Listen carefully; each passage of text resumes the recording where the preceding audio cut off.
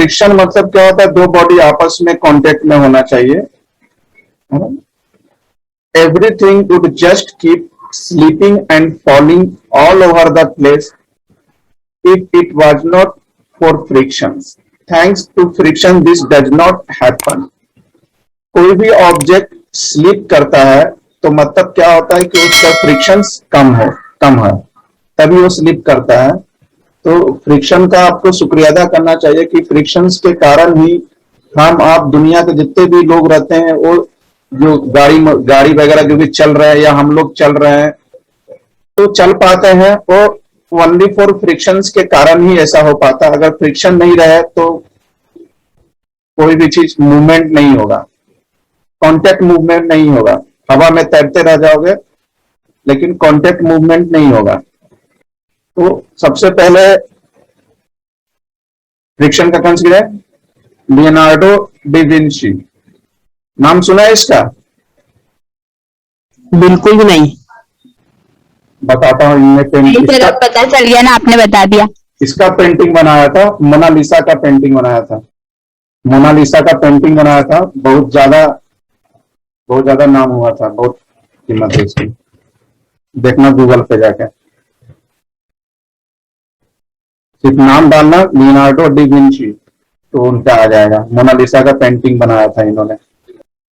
तो Leonardo da Vinci was the Italian renaissance polymath, painter, sculptor, architect, musician, mathematician, engineer, inventor. देखो कितने सारे उसमें,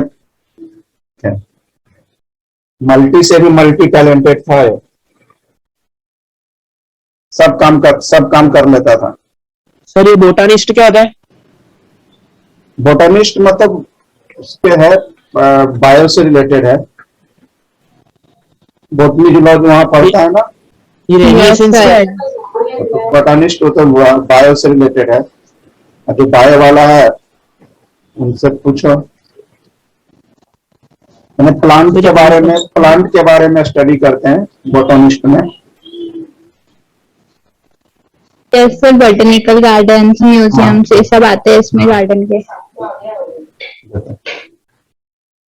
Leonardo great reputation in science and invention is posthumous based on the translation and publication of his cold notebook in 19th and early 20th centuries में।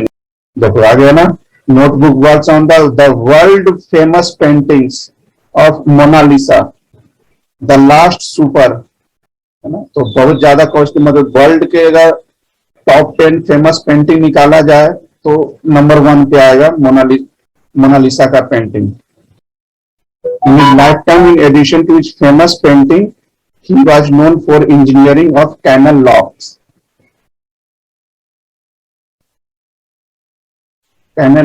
cathedrals and engines of war। ये सब वगैरह इन्होंने canal lock बनाए engineering field में, बार के लिए engines वगैरह बनाया, कैथेड्रल बनाया, सब चीज बनाया। लेकिन ज्यादा नाम जो इनका हुआ ना, वो पेंटिंग से ही ज्यादा नाम हुआ। फ्रिक्शन क्या होता है, जैसा कि मैंने शुरुआत में बताया था, जब दो ऑब्जेक्ट या दो बॉडी जब कांटेक्ट में होगा तो उनके बीच क्या होगा, आपका फ्रिक्शन होगा। तो ओवरऑल क्या बोल सकते हैं, friction is a force by virtue of which it oppose the relative motion when a body moves और tends to move over the surface of another body. अगर याद हो तो मैंने पीछे के टॉपिक्स में मैंने बताया था कि अगर एक कोई ऑब्जेक्ट है, अगर इसको आप इधर मूव करवाओ फोर्स लगा के, तो फ्रिक्शन हमेशा अपोजिट डायरेक्शन में लगेगा। फ्रिक्शन हमेशा मोशन के अपोजिट डायरेक्शन में लगेगा, मतलब मोशन को क्या करेगा, वो अपोज करने का काम करेगा। And friction is the property which oppose the relative motion between the bodies in contact and acting tangentially to the surface in contact, जो कि मैंने डायग्राम में दिखाया हुआ है आपको कि फ्रिक्शन हमेशा मोशन के अपोजिट डायरेक्शन में लगेगा और बॉडी के टेंजेंशियली डायरेक्शन में अप्लाई होगा। A body in motion comes to rest due to opposing force acting between the body and surface in contact। कोई भी बॉडी मोशन में है, मोशन से रेस्ट में कब आएगा, जब उस पर फ्रिक्शन फोर्स अप्लाई लगेगा। जैसे कि अपन गाड़ी चलाते तो ब्रेक लगाते हैं, तो ब्रेक लगने का क्या मतलब, क्या निकलता है? ब्रेक लगने का मतलब होता है कि जो गाड़ी में जो रबर शू है वो जो अपने व्हील जो है उसके कांटेक्ट में आ जाते हैं, मतलब ग्रिप ग्रिप बनता है। मतलब ब्रेक लगाने का मतलब है कि आपने फ्रिक्शन को बढ़ा दिया, तो फोर्स से ज्यादा आपने फ्रिक्शन कर दिया। This is the friction is much greater than force. तो गाड़ी आपकी क्या हो जाएगी, व्हीकल आपकी क्या हो जाएगी, स्टॉप हो जाएगी। The component of the contact force parallel to the surface in contact friction. सही है, ये जो फ्रिक्शन फोर्स जो लग रहा है जो बॉडी कॉन्टेक्ट में है उसके हमेशा पैरेलल डायरेक्शंस में लगेगा। देखो, friction is a force that is created when two surface moves to try to move across each other. अब एक को मैंने स्मूथ पे लिया है और एक का जो सरफेस है स्मूथ नहीं है, उसमें अब ऑब्जेक्ट को मूव करवा, तो ऑब्वियसली जो स्मूथ रहेगा उस पे ऑब्जेक्ट ज्यादा स्पीड में और ज्यादा आराम से एक पॉइंट से दूसरे पॉइंट तक मूव कर पाएगा। जैसे bicycle, when you want to stop a bicycle you press the brake and it slow down because of the friction between the brakes and wheels। मतलब ब्रेक लगाने का मतलब हुआ कि आपने फ्रिक्शन बढ़ा दिया, और फ्रिक्शन बढ़ा दिया मतलब आपका साइकिल स्टॉप हो जाएगा। तो मतलब आप, है ना, तो याद रखना ब्रेक लगाने का मतलब होता है फ्रिक्शन को इंक्रीज करना। दिस इज तो ब्रेक सिस्टम्स है आपके, एक और अभी तो डिटेल्स में नहीं है। ब्रेक सिस्टम अगर आप आगे इंजीनियरिंग में अगर मैकेनिकल ब्रांच लोगे तो वहां ये डिटेल्स में पढ़ना पड़ेगा। ब्रेक चैप्टर ये है। Different solid object experience different amount of friction. सही है, अलग अलग ऑब्जेक्ट पर फ्रिक्शन भी अलग अलग लगेगा। अगर कोई सरफेस ज्यादा हार्ड है तो उस पर फ्रिक्शन अलग रहेंगे, कोई ज्यादा नरम सरफेस है तो उस पर फ्रिक्शन ज्यादा लगेंगे। सिंपल सी बात है, आप सीमेंटेड रोड एक लो और एक कोल टार वाले रोड लो, तो कहीं ना कहीं दोनों में फ्रिक्शंस का बहुत ज्यादा फर्क रहेगा। कहीं ना कहीं जो सीमेंटेड रोड रहते हैं उसके कंपेरिजन में फ्रिक्शन सीमेंटेड रोड का ज्यादा रहेगा। तो जो भी गाड़ियां व्हीकल अगर अपन सीमेंटेड रोड पे ज्यादा अगर गाड़ी चलेंगे तो उसकी जो टायर है वो घिसने के चांसेस बहुत ज्यादा रहेंगे, ज्यादा जल्दी उसकी टायर खराब हो जाएगी। Different solid object experience different amount of friction. Why do you slip and fall when the floor has just been mopped, है ना? Why do you slip and fall, आप क्यों स्लिप हो जाते हैं या क्यों गिर जाते हैं जब आपका जो फ्लोर है वो मॉब्ड हो, मतलब बहुत ज्यादा स्मूथ हो। ऐसा क्यों होता है? This is because liquid creates a thin layer between the floor and your shoe and it reduces the friction a lot. मतलब कि अगर कभी रोड वगैरह पे, कभी अगर न्यूज वगैरह में पढ़ा होगा कि उस पे ऑयल गिर जाते हैं, तो ऑयल गिर जाते हैं तो उस पे क्या होता है कि कभी अगर न्यूज में कि भाई उस पे बाइक वगैरह गाड़ी वाले सब बहुत ज्यादा स्लिप हो रहे हैं। क्यों स्लिप होते हैं? क्योंकि ऑयल जो है वो रोड और आपके शू या गाड़ी के व्हील के बीच को फ्रिक्शन को रिड्यूस कर देता है ऑयल, जिसके कारण से गाड़ियां स्लिप होने लगती है, या लोग भी चलते हैं तो उस पर स्लिप होना शुरू हो जाते हैं। तो we observe many accident during monsoon because of the less friction between the road and the tires। ये obviously आप लोग ने ऑब्जर्व किया होगा कि साल भर में, सालों में सबसे ज्यादा अगर एक्सीडेंट होता है तो मानसून के समय में ज्यादा एक्सीडेंट होता है। बिकॉज बारिश के कारण क्या होता है कि रोड सरफेस पे फ्रिक्शंस कम हो जाते हैं, इसलिए गाड़ियां ज्यादा स्लिप होती है मानसून में। It is because of less friction that you hear of many accidents during the monsoon। बताएं क्या होगा इसका आंसर? Less friction. सही है, ये आपका एक्सप्लेनेशन हो गया। ये बताएं क्या होगा? Opposite to the motion of a body. Tangential to the surface of contact, अभी तो बताया था मैंने। अपोजिट तो होगा ही फ्रिक्शन, लेकिन मोस्ट प्रेफरेबल आंसर जो होगा ना वो थर्ड होगा, हमेशा टेंडेंशियली लगता है। ये आपके रीजन होगा। अब देखते हैं कॉजेज ऑफ फ्रिक्शंस। फ्रिक्शंस के क्या क्या कारण हो सकते हैं। तो कॉजेज ऑफ फ्रिक्शन, तो first reason, the surface of any body appears as a combination of ups and down, मतलब मैंने दो, एक सरफेस कुछ इस तरीके से होता है, कुछ इस तरीके से होते हैं। ये मान लीजिए एक सरफेस है और एक दूसरा surface, up and down conditions होते हैं, मतलब एलिवेशंस, अप मतलब एलिवेशन, डाउन मतलब डिप्रेशन। तो दो surface of any body appear, दो बॉडी उसके सरफेस का कॉम्बिनेशन कुछ इस तरीके से होगा। On placing one body over another body, few of the elevation on the first body set into the few of the depression on the second body, मतलब एक ग्रिप में हो जाएगा, एक बॉडी का एलिवेशन दूसरे के डिप्रेशन के कॉम्बिनेशन में, दूसरे का एलिवेशन फर्स्ट के डिप्रेशन के कॉम्बिनेशन में हो जाए, दोनों एक दूसरे से कॉन्टेक्ट में आ जाएंगे और डीजनरेट फ्रिक्शन जनरेट होगा। It looks as the two surface interlock, मतलब दो सरफेस ओवरऑल क्या कर लेंगे, दूसरे को इंटरलॉक कर लेंगे। जैसे हम लोग रोड पे जब चलते हैं तो होता यही है कि अपनी फुट और रोड के बीच में क्या होगा कि ग्रिप बन जाता है, जिसके कारण से अपन चल पाते हैं, है ना। और अगर आप वही चीज अगर रेत में, अगर रेत पे अगर आप चल के देखो तो वो ग्रिपिंग क्या होता है, बहुत बहुत बहुत ज्यादा ग्रिपिंग होता है। इसलिए रोड के कंपैरिजन में रेत पे चलना ज्यादा मुश्किल होते हैं। क्यों होता है मुश्किल? क्योंकि उस पर फ्रिक्शन ज्यादा हो जाता है। Due to this interlocking motion of one body over another body is restricted. इस इंटरलॉकिंग के कारण ही एक ऑब्जेक्ट दूसरे ऑब्जेक्ट पे मूव कर सकता है।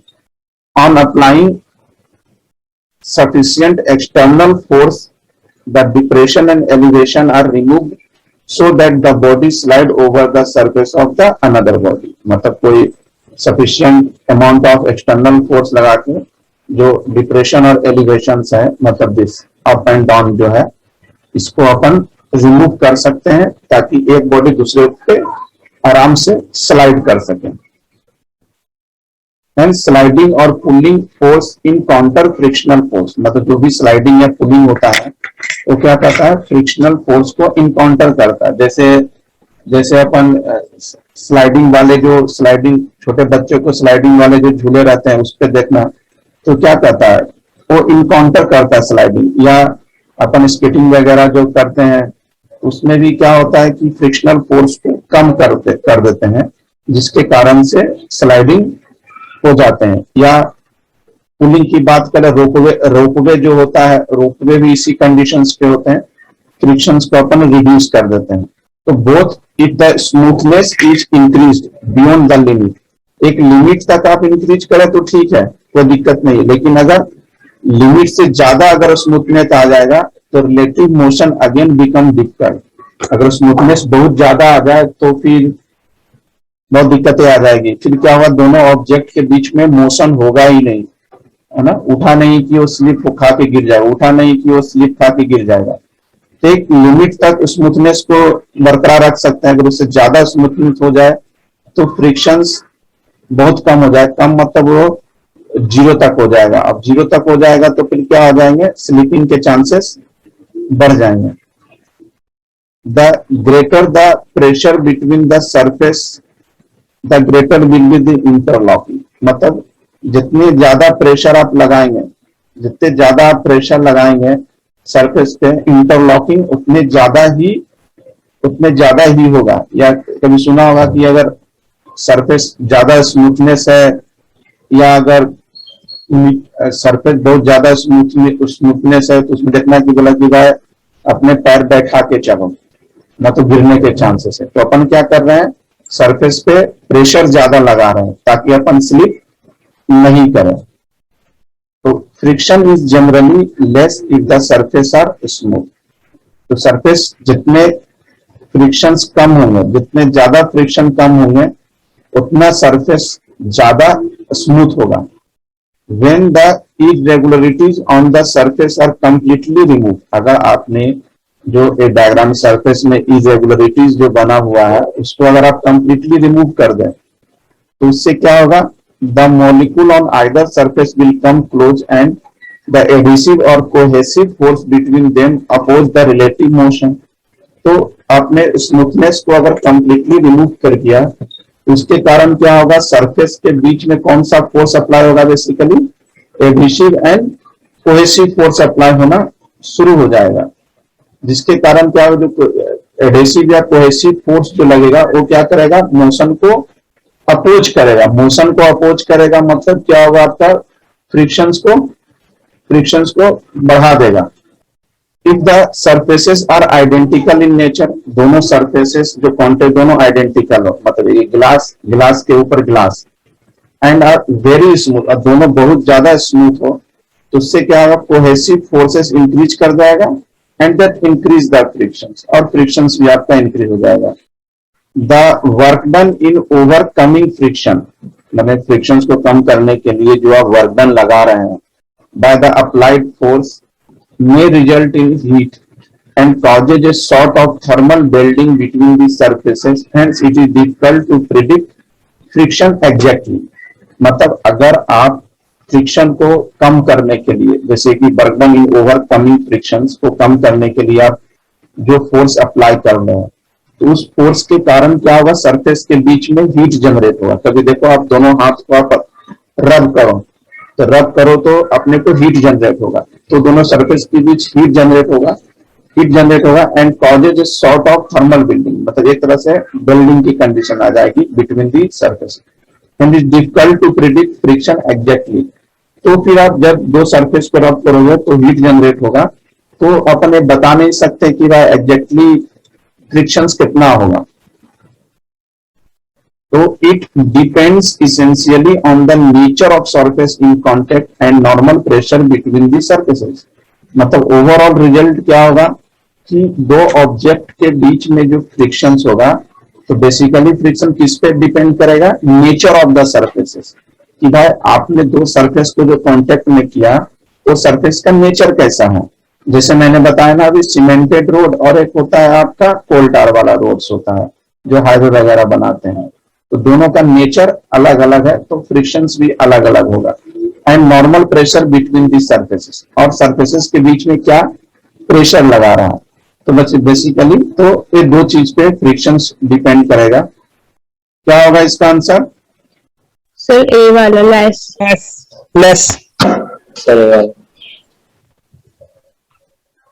सही है सर ए वाला सही है। अब देखो फ्रिक्शंस के एडवांटेजेस, खैर बताने की जरूरत नहीं है, इतने पढ़ने के बाद आपको एडवांटेजेस तो खुद भी निकाल सकते हैं, फिर भी एक हाँ सर ना एडवांटेजेस क्या क्या हो जाएंगे फ्रिक्शन का। Friction is very much necessary to produce a control motion. Friction क्या होगा, मोशन को कंट्रोल कर सकता है। The surface in contact will slip on each other without opposition in the absence of friction। और फिर क्या होगा, अगर फ्रिक्शन नहीं रहे तो फिर क्या होगा, स्लिप होने के चांसेस रह जाएंगे। Friction between the floor and the feet enable to walk safely. Nail and screw can be driven into the wall due to the frictions. अपन कील वगैरह जो घर में लगाते हैं वो बेसिकली किस कारण से लगाते हैं, फ्रिक्शंस के कारण से लगाते हैं। या पुराने जमाने में जो फायर जनरेट करते थे वो किसके कारण करते थे, बेसिकली फ्रिक्शंस के कारण ही करते थे। दीज आर द, या दो स्टोन को आपस में घिसते थे जिससे क्या फायर जनरेट होते थे। And invention of fire was a result of friction between the to stones. और बेसिकली फायर का जो इन्वेंशन हुआ वो फ्रिक्शन के कारण ही हुआ। अब जैसे देखो एक टायर है, अब टायर का वेट क्या लगेगा, डाउनवर्ड लगेगा, और सरफेस उस पर फोर्स लगाएगा अपवर्ड। तो friction is greater on rubber surface. The grooves in the rubber tyre are made to reduce the smoothness of the tyre and increase friction which helps avoiding skidding of the vehicles. है ना, देखा होगा frictions जो tyre जो होते हैं basically rubber surface के होते हैं और उसमें ग्रूव बनाते हैं। क्वेश्चन तुमसे पूछ सकता है कि टायर में ग्रूव क्यों बनाते हैं, टायर में बेसिकली ग्रूव इसलिए बनाते हैं ताकि वो स्मूथनेस को कम कर सके, यानी फ्रिक्शन को बढ़ा दे, फ्रिक्शंस को बढ़ा दे। तो जब गाड़ियां रोड पे चले तो स्लिप होने के चांसेस ज्यादा रहते हैं। इसलिए देखते हो कि 2 साल 3 साल 4 साल 5 साल के बाद गाड़ियां चलते चलते क्या होता है, इसकी ग्रुप खत्म हो जाती है, ग्रुप बहुत ज्यादा कम हो जाती है, तो फिर अपने को क्या टायर चेंज करने की जरूरत पड़ती है। नहीं तो क्या होता है कि गाड़ियां स्किड ज्यादा करती हैं। फिर फ्रिक्शंस का एक और ये भी है कि our planet the earth whirls into the outer space.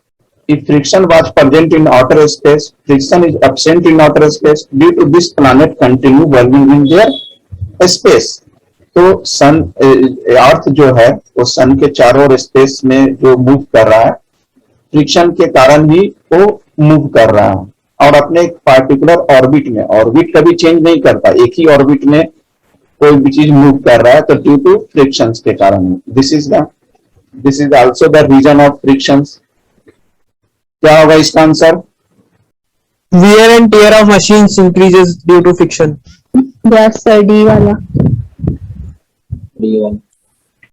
Wear and tear. अब देखो फ्रिक्शंस के कुछ डिसएडवांटेज ऑफ फ्रिक्शंस। तो फ्रिक्शन के कुछ डिसएडवांटेज भी है। क्या डिसएडवांटेज है? So it produce many undesirable effect such as wear and tear between the machinery part increases and reduce their life due to frictions. तो अगर फ्रिक्शंस रहेगा तो मशीन पार्ट्स के बीच में वियर टियर होगा, वियर टियर होगा तो मशीन जल्दी खराब होने के चांसेस रहेंगे, तो उसकी लाइफ कम हो जाएंगी। And some energy gets converted into heat which goes and waste due to frictions. और जब दो ऑब्जेक्ट में फ्रिक्शंस होगा तो हीट जनरेट होगा, तो हीट के कारण भी कुछ एनर्जी वेस्टेज हो जाते हैं ड्यू टू फ्रिक्शंस के कारण। And large amount of power loss in machine and engine hence brings down their efficiency. और फ्रिक्शंस के कारण क्या होता है कि पावर लॉस बहुत ज्यादा होता है मशीन और इंजन्स में, जिसके कारण मशीन की इफिशियंसी कम हो जाएगी।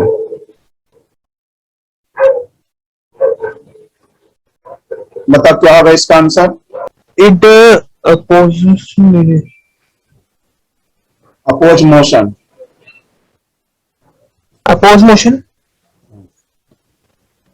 डिसएडवांटेज है ना, friction is disadvantage because is oppose motion, is produce undesirable effect, heat, noise.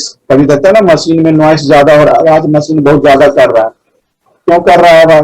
तो फ्रिक्शंस के कारण ही कर रहे हैं, तो एक डिसएडवांटेज है।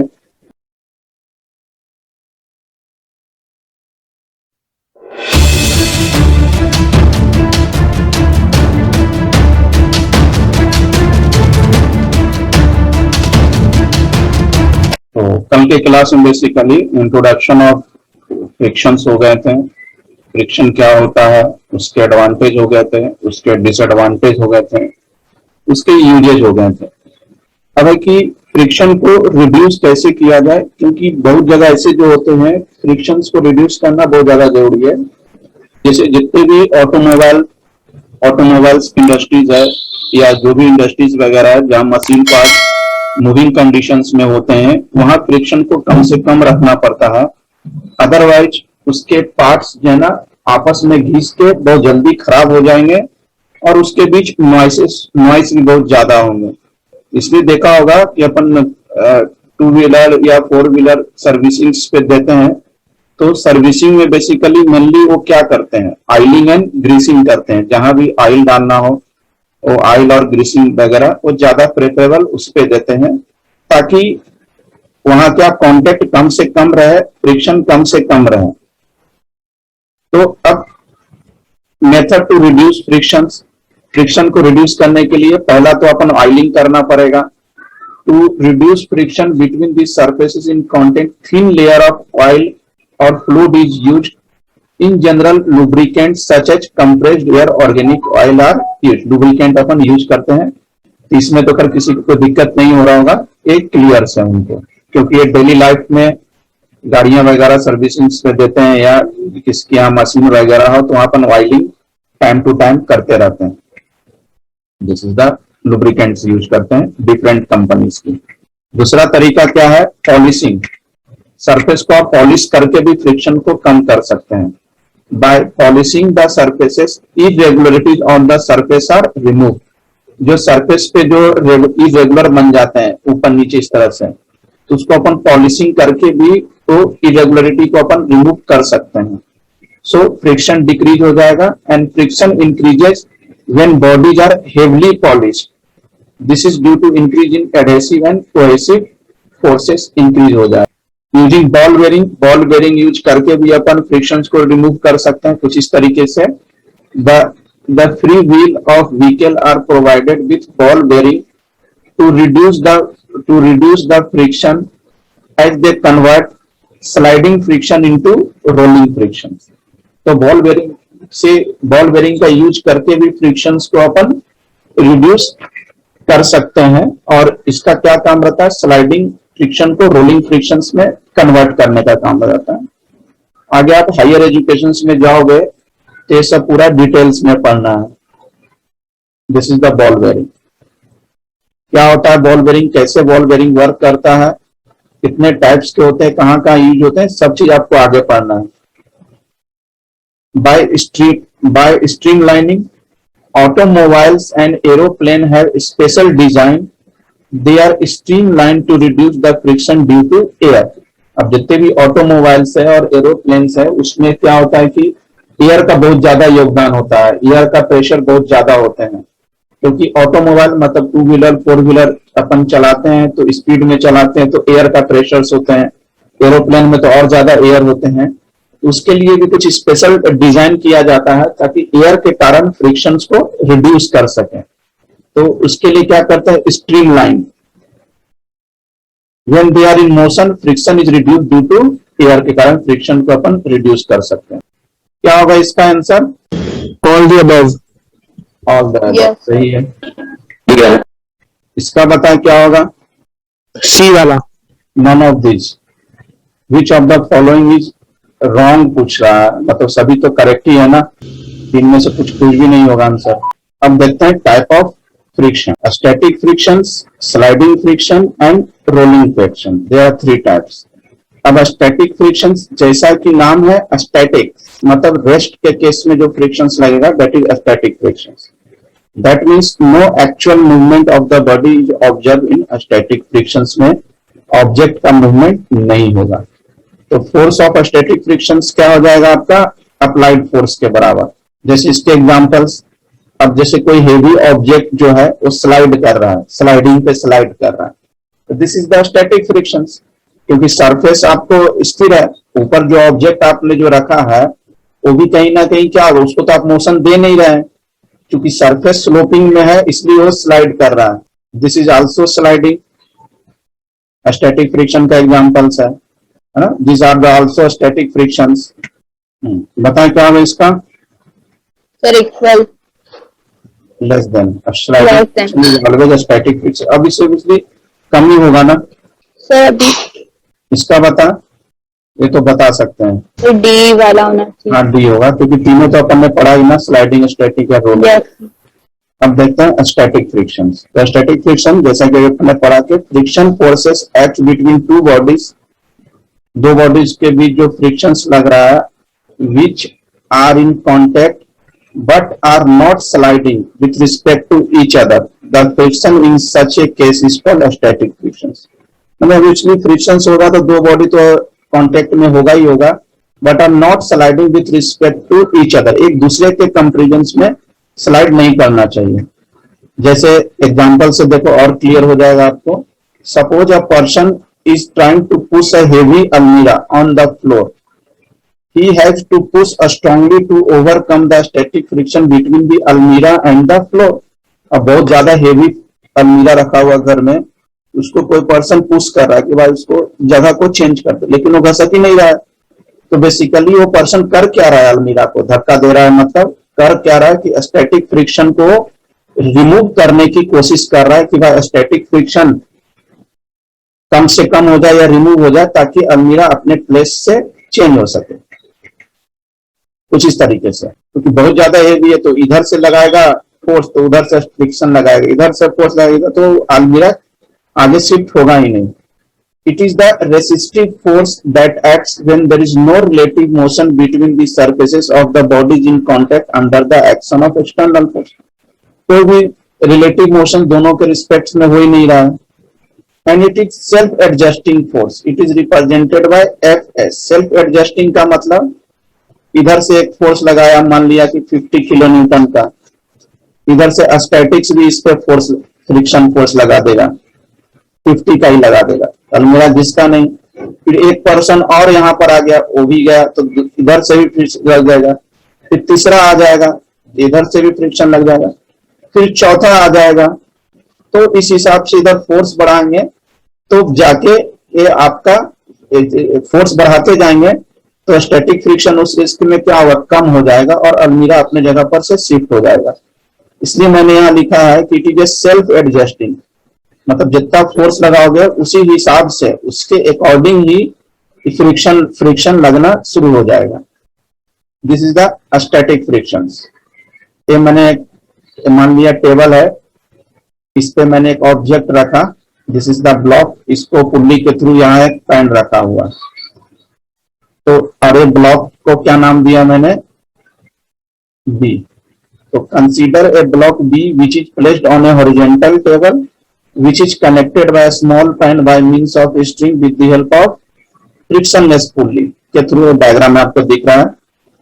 Initially when there is no weight of the pen, शुरुआत में आपने पेन पे एक भी वेट नहीं रखा, तो जो टेबल पे ब्लॉक रखा हुआ है वो भी वहीं का वहीं रहेगा. The block does not slide because the frictional force between the block and table is balanced by the applied force. Initially pan में वेट नहीं था तो टेबल पे रखा हुआ ब्लॉक भी आगे नहीं खिसकेगा. क्यों? क्योंकि वो फ्रिक्शन फोर्स जो है ब्लॉक और टेबल के बीच में उसको बैलेंस करके रखेगा. तो धीरे धीरे आपको क्या करना पड़ेगा, वेट बढ़ाना पड़ेगा. When weight of the pan is increase, जैसे जैसे वेट बढ़ाते जाएंगे अकॉर्डिंग टू वेट, वो जो द बॉडी में स्टिल बी स्टैटिक कंडीशंस में, and the body does not move because resultant force of the body is 0. The frictional force is equal. क्या होता है frictional force? Basically the frictional force is equal in magnitude and opposite in direction to the applied force P and is tangential between the two circle. ये मैंने अभी diagram के through भी आपको समझाया था. यहाँ अगर ए लग रहा है यहाँ पी, तो इधर लगेगा आपको स्टैटिक, इधर से फ्रिक्शन फोर्स लगेगा. यहाँ लिखा हुआ है कि the friction force is equal in magnitude, मतलब इधर अगर 10 किलो न्यूटन का है तो इधर भी आपको 10 किलो न्यूटन का लगेगा, है ना, same magnitude but opposite direction. और ये हमेशा टेंजेंशियली डायरेक्शन में. टेंजेंशियली का मतलब क्या होता है, ऑब्जेक्ट जहां कांटेक्ट में हो, ऑब्जेक्ट जहां कांटेक्ट में हो. आपने 9th-10th में अपने मैथ्स में पढ़ा होगा टेंजेंट, कोई लाइन जब सर्कल को टच करते हुए पास करे तो इसको क्या बोलते हैं, टेंजेंट बोलते हैं. तो बेसिकली वहीं से वर्ड आया टेंजेंशियली का मतलब सटे हुए, टच करता हुआ फोर्स लग रहा हो, तो that is called static friction बोलते हैं. The resistance encounter by body in static condition while tending to move under the action of external force is called static friction. तो रेजिस्टेंस क्या करता है कि बॉडी को स्टैटिक कंडीशंस में रोक रखता है कि नहीं भाई तुम रुक जाओ, लेकिन जैसे जैसे आप एक्सटर्नल फोर्स बढ़ाते जाओगे उस हिसाब से बॉडी आगे मूव करेगा. अकॉर्डिंग टू वेट, ऑब्जेक्ट का वजन क्या है उस हिसाब से आपको फोर्स बढ़ाना पड़ेगा. And static friction equal in magnitude of applied force but oppose the applied force. ठीक है, इक्वल होगा बट अप्लाइड फोर्स को अपोज करेगा तभी तो फ्रिक्शन अप्लाई होगा. मतलब maximum value of static friction is called limiting friction. मतलब स्टैटिक फ्रिक्शन की मैक्सिमम वैल्यू क्या होगी आपकी, लिमिटिंग फ्रिक्शन होगी.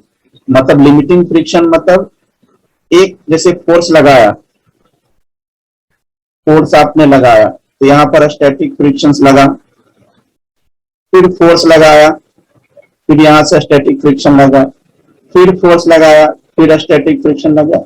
मतलब अब जब फोर्स लगाओगे तो बॉडी जस्ट मूव करना शुरू हो जाएगा. मतलब 10 किलो न्यूटन लगाया नहीं मूव होगा, 20 लगाया 30 किलो न्यूटन लगाया अब 30 किलो न्यूटन के बाद जैसे ही आपने 32 33 किलो न्यूटन किया तो जस्ट बॉडी मूव करना शुरू हुआ, जस्ट मूव करना शुरू हुआ, पूरा तरीके से मूव नहीं हुआ, जस्ट मूविंग कंडीशन में जस्ट मूव करना शुरू हुआ, तो वो उसका क्या होगा, लिमिटिंग फ्रिक्शन, कि भाई इसके बाद अगर आप फोर्स लगाओगे तो बॉडी अपने जगह पर नहीं रहेगा, ऑब्जेक्ट वो मूव करना शुरू हो जाएगा, तो that is called limiting frictions बोलते हैं।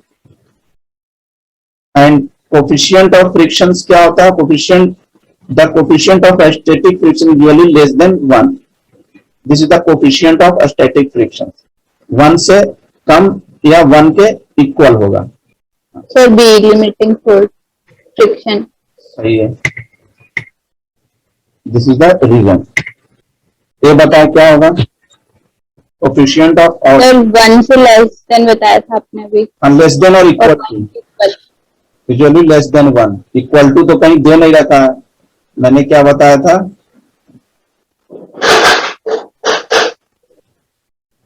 This is less than equal to, तो इक्वल टू तो दे नहीं रखा है, तो यूजुअली लेस देन ही होगा, ऑलवेज लेस देन नहीं, क्योंकि ये इक्वल भी, मतलब स्टैटिक फ्रिक्शन लेस देन भी है और इक्वल भी है, तो ऑलवेज लेस देन नहीं होगा, क्यों, क्योंकि इक्वल टू देते, यूजुअली लेस देन 1 होगा। अब देखते हैं स्टैटिक हो गया, नेक्स्ट देखते हैं डायनेमिक, या इसको काइनेटिक फ्रिक्शन भी बोलते हैं, डायनेमिक या काइनेटिक फ्रिक्शंस। तो at a particular value of weight of a pan the applied force overcome the limiting friction force and the body is set into the motion, at this condition the body encounter the another friction called kinetic and dynamic friction. जैसा कि मैंने pen वाला जो example ए था आपका, this is a pen है, ए block है। अब आपने जैसे कि पेन पे वेट नहीं था तो ब्लॉक वाई स्थिर था, आगे मूव नहीं था, आपने वेट डाला, एक पेन पे मैंने वेट डाला, फिर भी मूव नहीं हुआ, एक और वेट डाला तो थोड़ा सा मूविंग की कंडीशन स्टार्ट हुई कि भाई अब मूव कर जाएगा, अब उससे ज्यादा वेट रखोगे ना तो अब मूव कर जाएगा, मतलब वो जो कंडीशन हुआ कि अरे अब मूव कर जाएगा, that is limiting friction, that is the क्या होता है उसको, लिमिटिंग फ्रिक्शन, अभी मैंने बताया लिमिटिंग फ्रिक्शन।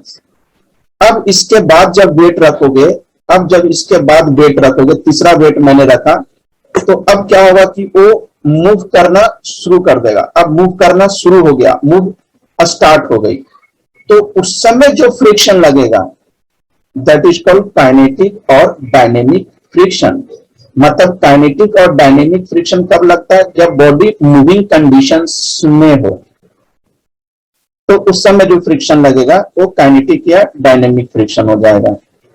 कुछ इस तरीके का द रेजिस्टेंस, ये सब क्या आपका काइनेटिक एंड डायनेमिक फ्रिक्शन का है। The resistance encountered by sliding body on a surface is known as kinetic या dynamic friction. This is the also kinetic and dynamic friction, क्योंकि स्लाइड कर रहे हैं। This is all are the examples of kinetic and dynamic friction या sliding friction जो भी बोल रहे हैं। क्या होगा इसका आंसर, काइनेटिक, डायनेमिक, काइनेटिक। पता है क्या होगा, तो sliding friction, sliding friction, sliding friction, सही है। Difference between static and kinetic friction, पर ये बताने की जरूरत भी नहीं है, जिसको स्टैटिक और काइनेटिक दोनों अच्छे से समझ में आ गया तो इसका डिफरेंस इजीली वो लिख सकते हैं। तो ग्राफ से भी आप देख लें, a graph is plotted on taking applied force, x axis पे अप्लाइड फोर्स लगाया और फ्रिक्शनल फोर्स कहां लगाया, वाई एक्सिस पे लगाया। Consider a block on the surface of another body which is under static friction. तो ये जो ग्राफ हो गया यहां से यहां तक जो गया, this is the static friction, एक limiting condition, this is the limiting condition. इसके बाद मोशन स्टार्ट हो गया, इसके बाद जो होगा लिमिटिंग कंडीशन के बाद, that is called kinetic friction. When the applied force increases, the frictional force increases and reaches its maximum value, which is represented by a straight line, the graph। जो अपन ने ग्राफ में बताया, जैसे जैसे आप force बढ़ाओगे obviously friction force भी बढ़ेगा, और फ्रिक्शन फोर्स बढ़ेगा तो एक मैक्सिमम वैल्यू तक फ्रिक्शन फोर्स आ जाएगा, उसके बाद फ्रिक्शन फोर्स कम होना शुरू हो जाएगा, उसके बाद फ्रिक्शन फोर्स कम होना जाएगा तो ऑब्जेक्ट अब स्लाइड करेगा। तो जहां तक फ्रिक्शन फोर्स मैक्सिमम हुआ वो तक, कहां तक ग्राफ में क्या मैंने दिखाया आपको, स्ट्रेट लाइन शो कर रहा है. In this case, the applied force equal to the magnitude of the force in the opposite directions में लग रहा है. Hence, the resultant force on the block is equal to 0 and the body is in equilibrium.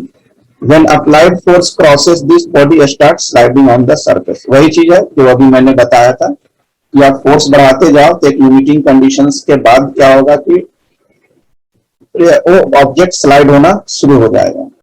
But the force required to keep the body in motion, जिस force के कारण body motion में है with uniform velocity, little less than FL, limiting friction. The friction at this condition is called kinetic frictions. जैसे limiting friction से ज्यादा हुआ तो मूव करना शुरू हो जाएगा. That means kinetic friction is slightly less than the static friction. ये obviously पता ही है कि kinetic friction कहीं ना कहीं क्या होगा, static friction से kinetic friction is slightly less than of kinetic frictions. Static friction. This is the difference. A static friction, it is equal to the applied force of magnitude के equal होगा. It is equal to applied force in magnitude only when it is sliding in with constant velocity. से अगर move करेगा तभी friction हो जो applied force के equal होगा. It is opposite to the applied force in direction. It is always opposite to the. And sliding friction is less than the static friction. क्या होगा इसका आंसर? सर ए वाला होना चाहिए. ए सही है. सर बी वाला. This is the reason. Sir statistics. Sir A वाला. अब आते हैं rolling friction. The force of friction comes into play when a body rolls over the surface of the net. जैसे ही फोर्स ऑफ फ्रिक्शन आएगा मतलब body क्या होगा, एक दूसरे पे रोल करना शुरू हो जाएगा, क्योंकि रोलिंग फ्रिक्शन के कारण ही बेसिकली रोल कर लेगा. Just like this is the grass cutter, garden में यूज करते हैं. It is always easier to roll than to slide a body over the under body. इसी कारण क्या होता है कि रोल करना, स्लाइड के कंपैरिजन में रोलिंग करना ज्यादा आसान होता है, क्योंकि ये ग्रास कटर से आपको दिख रहा है. When a child can pull a suitcase if the suitcase has wheel. अगर कोई चाइल्ड बच्चा सूटकेस को पुल कर रहा है लेकिन अगर उसमें व्हील लगा हुआ है तो हेवी सूटकेस को भी वो चाइल्ड इजीली तरीके से पुश या पुल कर सकता है. It is convenient to pull a luggage on roller then a carry. ठीक है, अगर बिना व्हील वाले सूटकेस हो और व्हील वाले सूटकेस हो तो व्हील वाले सूटकेस को कैरी करना ज्यादा आसान होता है. Roller reduce friction. Obviously roller जो होता है फ्रिक्शन क्विकली रिड्यूस हो जाता है, क्योंकि जहां ग्रास कटर अपन जो यूज करते हैं, क्योंकि ग्रास बहुत बड़े बड़े हो जाते हैं तो कहीं ना कहीं उसका फ्रिक्शंस बहुत ज्यादा होते हैं. तो रोलिंग वाला अगर ग्रास कटर यूज नहीं करेंगे तो ग्रास को काटने में बहुत ज्यादा दिक्कतें होगी. The force of friction between the rolling body and the surface is called rolling frictions बोलते हैं. मैंने रोलिंग बॉडी और सरफेस के बीच जो फ्रिक्शन होगा this is called rolling frictions. Just like ना बिग बाजार मार्ट वगैरह में अपन सामान परचेज करने जाते हैं तो ट्रॉली लेके जाते हैं, तो ट्रॉली में बेसिकली क्या लगा रहता है, रोलर लगा हुआ रहता है. तो आप कितना सामान डाल दो उसमें आसानी से पूरी मार्केट में 1 घंटा 2 घंटा 5 घंटे तक घूमते रहेंगे और सामान भरते जाएंगे, कोई फर्क नहीं पड़ता है, इजिली रोल कर लेगा. अगर वही चीज अगर रोलिंग तो नहीं रहे और कोई अगर बैग में ढोना पड़े तो उतना सामान आप ले नहीं पाए. This is the also rolling, क्योंकि ट्रेन का चलना पड़ती है, कितने हेवी वेट रहते हैं फिर भी वो इजिली एक जगह से दूसरी जगह पर ट्रेन इजिली मूव कर जाते हैं due to the rolling friction. This is also rolling friction. Gas cutter, fan is also rolling friction. This is the ball bearing. तो इससे क्या होता है, इससे भी स्लाइड होते हैं लेकिन इससे अपन फ्रिक्शंस को और कम से कम कर देते हैं, रिड्यूस कर देते हैं. तो जितने भी रोलिंग्स होते हैं ऑलमोस्ट सब जगह क्या होता है कि बॉल बेयरिंग भी लगे हुए रहते हैं. तो slider are replaced in most machine by roller using this ball bearing. तो कहीं बहुत जब से रोलिंग बॉल बेरिंग यूज हुआ है, मतलब कहीं स्लाइडर को धीरे धीरे रिमूव कर रहे हैं, स्लाइडर की जगह पर सभी जगह अपन क्या यूज कर रहे हैं, बॉल बेरिंग अपन यूज कर रहे हैं रोलर के रूप में। तो कहीं ना कहीं स्लाइडर के कंपेरिजन में रोलर जो होता है by the use of ball bearing ज्यादा आसान होता है और ज्यादा स्मूथ मूव करा। When a spherical body rolls on a horizontal surface, then the speed of the body goes on decreasing and finally stops. अगर कोई ये रोलिंग है, अगर कोई स्मूथ सरफेस वाला, हॉरिजॉन्टल सरफेस वाला, अगर आप स्लाइडिंग रोलर पे अगर आप रोल करा रहे हो तो धीरे धीरे क्या होगा, आप एक बार रोल करा के छोड़ दो तो धीरे धीरे कहीं ना कहीं क्या होगा कि उसकी स्पीड कम हो जाएगी। ठीक है, शुरुआत में ज्यादा रहेगा लेकिन रोल करते करते करते करते उसकी स्पीड कम हो जाएगी और फाइनली स्टॉप हो जाएगा, है ना। अब सर, अब हाँ बोलो। सर इसकी स्पेशल कंडीशंस है वो ऑब्जेक्ट, मतलब कि कुछ कुछ स्पेशल कंडीशंस होगी ना कि इस ऑब्जेक्ट में ये लगेगा। ये जो ऑब्जेक्ट क्या सभी ऑब्जेक्ट में लगेगा, लिखा हुआ है ना स्पेशल कंडीशन, उसमें क्या है। सर इसे कोई डिफरेंट ऑब्जेक्ट हो जिसमें ना कम फ्रिक्शन लग रहा हो। कोई डिफरेंट ऑब्जेक्ट नहीं है, यहाँ लिखा हुआ है ना हॉरिजॉन्टल सरफेस। लगता है कल कल वाला क्लास पढ़ा नहीं है इसलिए आज क्वेश्चन पूछ रहा है कि डिफरेंट ऑब्जेक्ट है। ऑब्जेक्ट ऑब्वियसली दिमाग लगाओ, जिसमें इरेगुलर सरफेस रहेंगे उसमें ऑब्वियसली फ्रिक्शन ज्यादा रहेगा और जिसमें रेगुलर सरफेस रहेंगे उसमें फ्रिक्शन कम होंगे। अपन रोड पे चलते हैं और मिट्टी पे चलेंगे तो किसमें ज्यादा आसानी से चल पाते हैं, रोड पे चल पाते हैं। आपने बोला था कि रेती में चलेंगे तो बहुत मुश्किल से चल पाएंगे, है ना। तो इरेगुलर सरफेस हुआ ना, इरेगुलर सरफेस हुआ और इरेगुलर सरफेस हुआ। खुद दिमाग लगा कि भाई रेगुलर सरफेस इसमें चलना आसान है, इरेगुलर है, उबड़ खाबड़ है ज्यादा, तो कहीं ना कहीं इसमें फ्रिक्शन ज्यादा होगा इसलिए मुश्किल से चल पाते हैं। यस सर पता है ये तो वही चीज है ना। उसमें बॉडी को क्या बोल रहे कर सकते कि special type of body, special type of body थोड़ी होता है, उसका सरफेस होता है कि उसका सरफेस कितना स्मूथ है या इरेगुलर है या रेगुलर है। पार्टिकुलर बॉडी थोड़ी कि ऐसा रहेगा तो ऐसा होगा ऐसा होगा, तो पूरा का पूरा फ्रिक्शन जो है सरफेस का कंडीशन है कि सरफेस कैसा है। अब जो रनिंग करने वाला, जो मैराथन दौड़ वगैरह करते हैं, उनके शू देखना, शू का सोल कभी भी प्लेन नहीं होता है, दाने टाइप के होते हैं। क्यों? वहां पर उसकी ग्रिपिंग फ्रिक्शन को उनको बढ़ाना है, स्लिप नहीं करना है। तो वो स्पेशल सरफेस थोड़ी है, जूते तो सब एक ही जैसा ही होता है। फिर सरफेस को रेगुलर और सरफेस को इरेगुलर बना देते हैं ताकि रनिंग आसान हो जाए, स्लिपिंग नहीं हो। तो बॉडी को स्पेशल टाइप का नहीं होता है, सरफेस को स्पेशल टाइप का बनाते हैं। The opposing force acting between the surface of the spherical body and the surface is named as the rolling friction. तो हॉरिजॉन्टल सरफेस और रोलिंग के बीच जो लग रहा है इसी को अपन रोलिंग फ्रिक्शन कहते हैं। मतलब जहां भी रोलर यूज हो गया ना, समझो कि वहां रोलिंग फ्रिक्शन अपने को बोलेंगे। जैसे कि रोड पे जो चलता है, रोड वगैरह बनाने में रोलर जो यूज होता है, that is called rolling friction. The necessary condition to roll the center of mass of the roller at constant speed on a rough surface is that there should be a component of the applied force parallel. Obviously, कोई भी roller पे horizontal surface चल रहा है तो surface के हमेशा force जो लगते हैं वो क्या लगता है आपका, सीधा फोर्स लग रहा है तो फ्रिक्शन फोर्स जो लगता है इस पे पैरेलल ही लगेगा। तो इसमें क्या होता है, static friction is greater then kinetic friction is greater then rolling friction. तो सबसे ज्यादा फ्रिक्शन किसमें होगा, स्टैटिक में होगा, सब उसके बाद कम काइनेटिक्स में और उसके बाद फ्रिक्शन रोलिंग में। क्योंकि स्टैटिक्स में बॉडी क्या होता है, स्थिर रहते हैं, रेस्ट में रहते हैं, तो स्टैटिक में फ्रिक्शन भी ज्यादा होगा।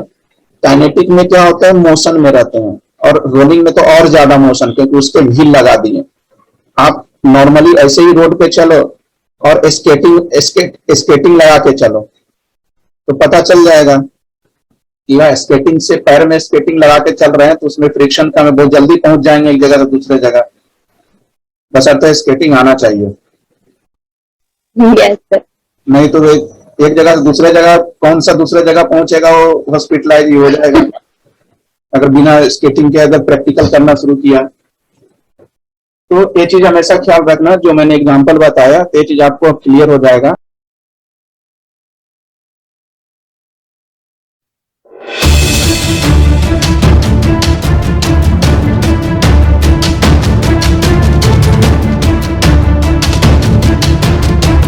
तो आगे देखते हैं नॉर्मल रिएक्शंस।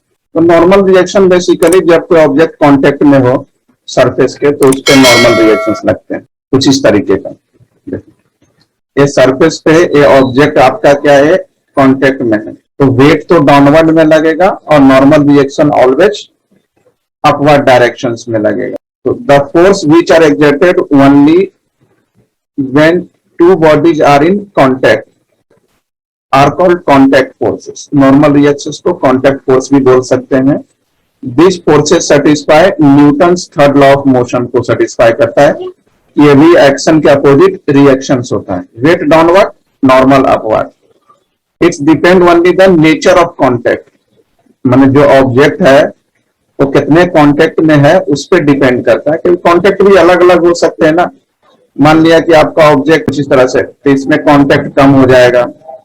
बहुत बड़ा ऑब्जेक्ट है तो कांटेक्ट ज्यादा हो जाएगा, तो कांटेक्ट पे डिपेंड करता है। Not the area of contact, area of contact पे नहीं, सिर्फ कॉन्टैक्ट पे डिपेंड करेगा। The component of the contact force normal to the surface in called normal reaction. तो कॉन्टैक्ट पे जो फोर्स लगते हैं उसी को अपन क्या बोलते हैं, normal reaction. In general all the surfaces are rough at microscopic level. कोई भी सरफेसेस जो होते हैं ना, घर का सरफेस हो या रोड हो, नॉर्मली सभी रफ ही होते हैं माइक्रोस्कोपिक लेवल का।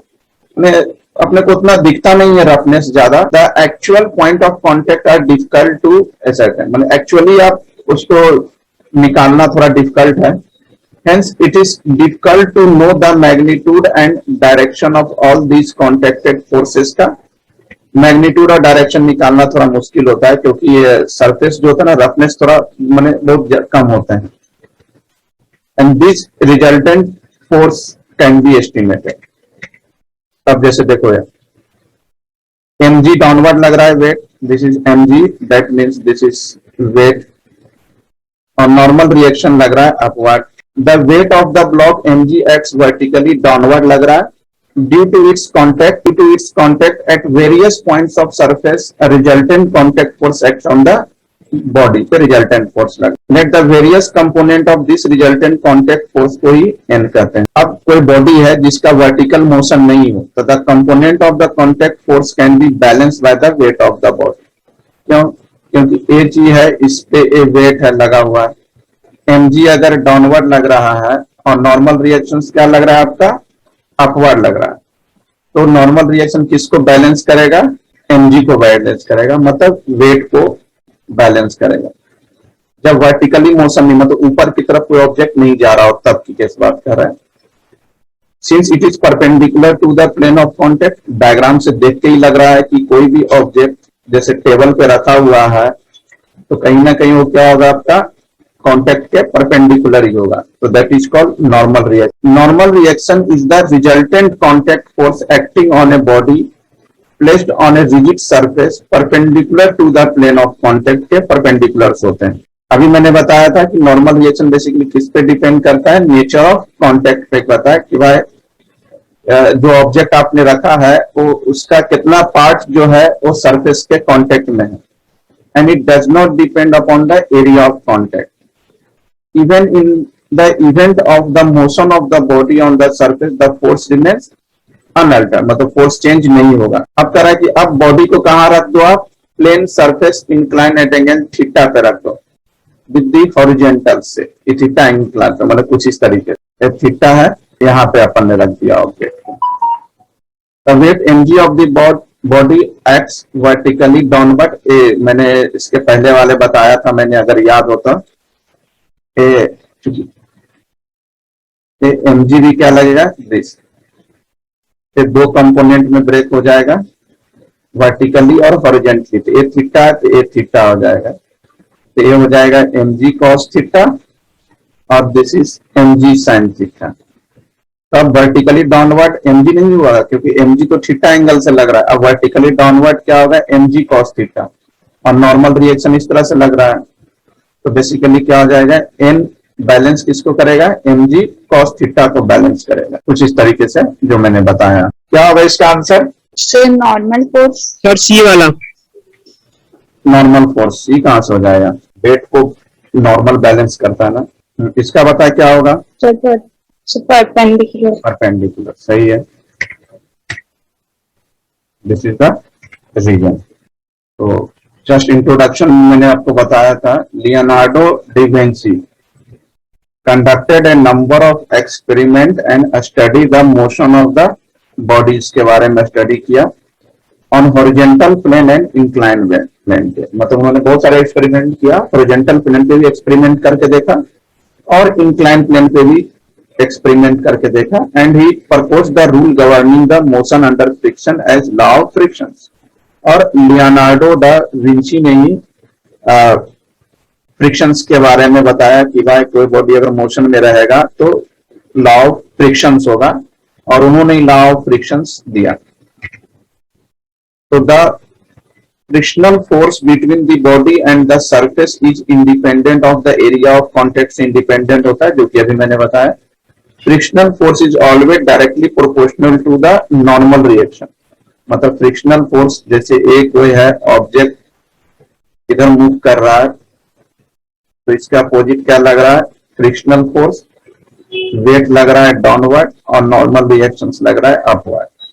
तो फ्रिक्शनल फोर्स जो बेसिकली होता है वो नॉर्मल पे डायरेक्टली प्रोपोर्शनल होते हैं।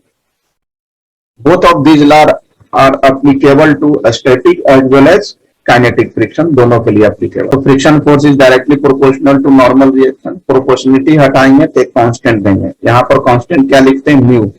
Mu is the coefficient of friction. आप तो कोफिशिएंट ऑफ फ्रिक्शन अगर म्यू निकालना चाहे तो इस तरह से निकाल सकते हैं, it is the ratio of frictional force to the normal reaction. अब चूंकि म्यू क्या है, कांस्टेंट है ना, क्या लिखा था मैंने, F equal to mu N. Mu तो कांस्टेंट है और कांस्टेंट का कोई यूनिट तो होता ही नहीं है, तो it has no unit and dimension. इसको अपन एक्सपेरिमेंटली फाइंड आउट करते हैं। It depends upon the molecular nature of the surface in contact and their smoothness। तो बेसिकली म्यू किस पे डिपेंड करता है, सरफेस के नेचर पे बना करता है कि वह सरफेस का कैसा क्या बना हुआ है, and also smoothness. Dust and impurities on the surface drastically affect the value of frictional force and coefficient। Obviously particles अगर सरफेस पे डस्ट बहुत ज्यादा हो, घर में ही या रोड पे धूल वगैरह बहुत ज्यादा हो, डस्ट बहुत ज्यादा हो, या सरफेस पे इरेगुलर कचरे वगैरह बहुत ज्यादा सब हो, तो कहीं ना कहीं क्या होता है कि फ्रिक्शन फोर्स पे अफेक्ट करेगा, क्योंकि वहां पर फ्रिक्शन फोर्स बढ़ जाएगा तो कोफिशिएंट ऑफ फ्रिक्शंस भी बढ़ जाएंगे। बताएं इसका क्या होगा answer? Nature of surface in contact, area of surface, the friction between two surface contact independent बोल रहा है, पूरा क्वेश्चन पढ़ाकर। Nature of surface of contact पे तो डिपेंड करेगा सर बोथ एंड। बता इसका, सर बोथ एंड भी नेचर ऑफ कांटेक्ट, फिर गलत बताया। नेचर ऑफ कांटेक्ट पे डिपेंड करेगा ना, एरिया ऑफ कांटेक्ट तो इंडिपेंडेंट होता है, तो ए एंड बी कहां से हो जाएगा? Sir be directly proportional. Sir directly proportional है, तो coefficient of friction doesn't have a unit and dimension। Not units and dimension। doesn't have। अब देखते हैं लॉ ऑफ स्टैटिक फ्रिक्शन। तो law of static friction basically क्या कहता है, limiting friction is independent of the area of contact, क्योंकि अभी अपन ने पढ़ा था, so long as normal reaction remains the same, क्योंकि independent of the area of contact है। The limiting friction depends on the material of the surface in contact and their state of polish, मतलब surface किस material से बना हुआ है उस पर फ्रिक्शन डिपेंड करेगा।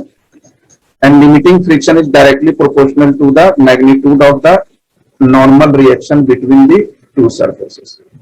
दिस इज म्यू एस, मतलब कोफिशिएंट ऑफ स्टैटिक फ्रिक्शन की बात कर रहे हैं। Mu equal to F by N, mu S coefficient of static friction और F L is the limiting friction, और एन तो मालूम है नॉर्मल रिएक्शन। तो स्टैटिक फ्रिक्शन जो होता है always less than and equal to mu S N, ये याद रखना।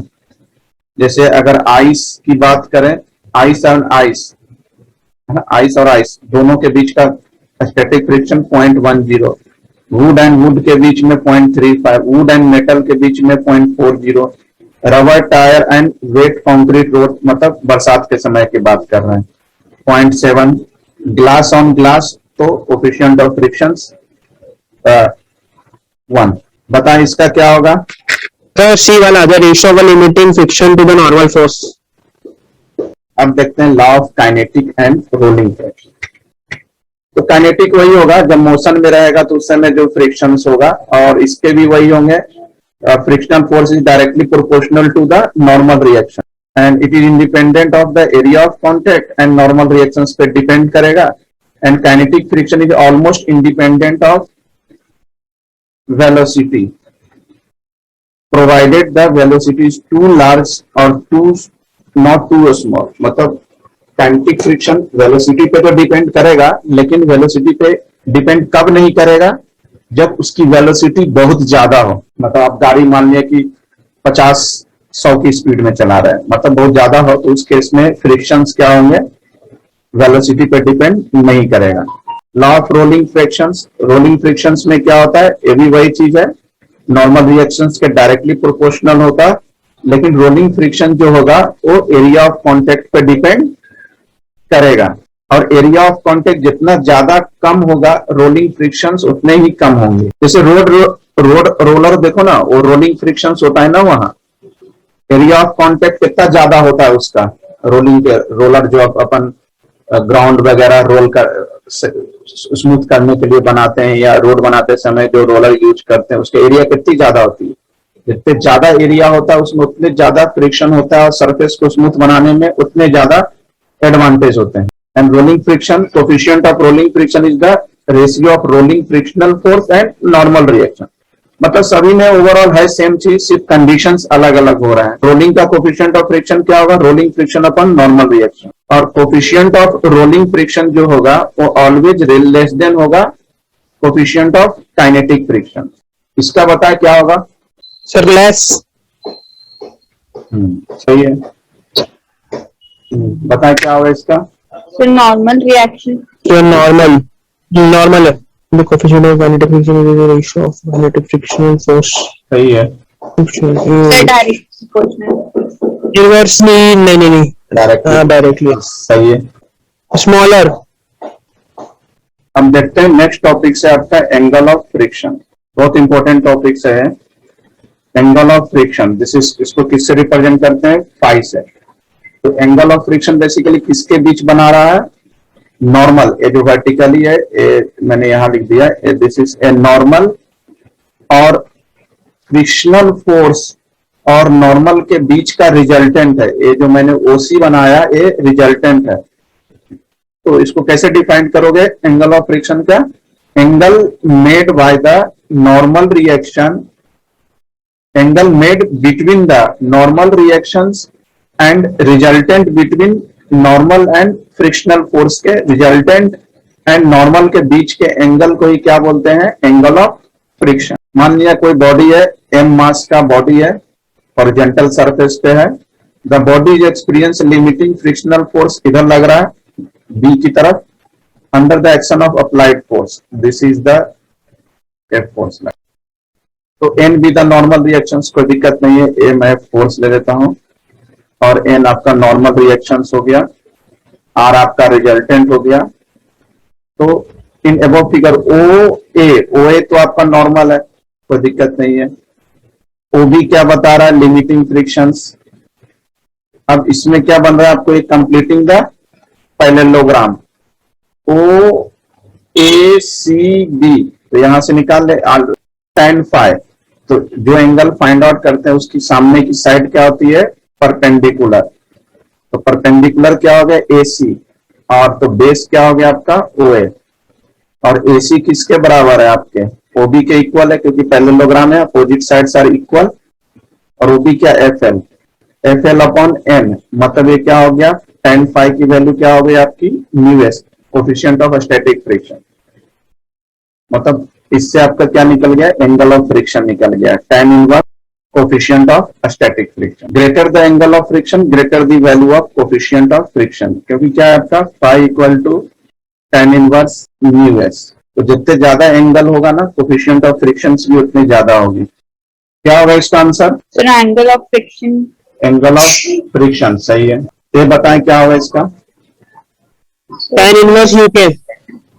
Yes sir, tan inverse U Yes. tan inverse. अभी तो बताया था। Yes sir.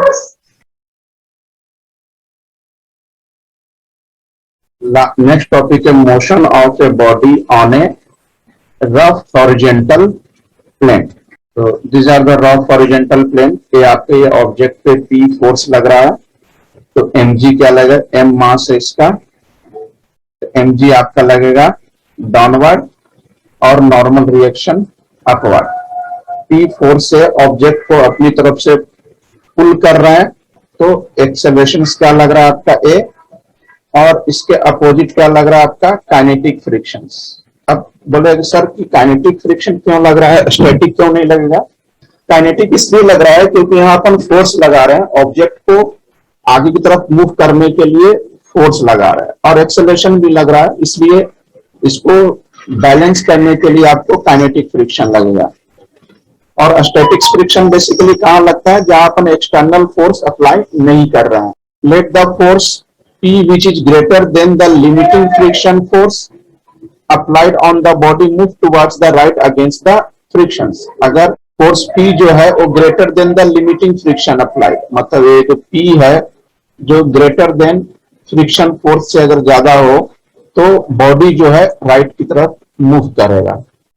And kinetic friction will act on the body.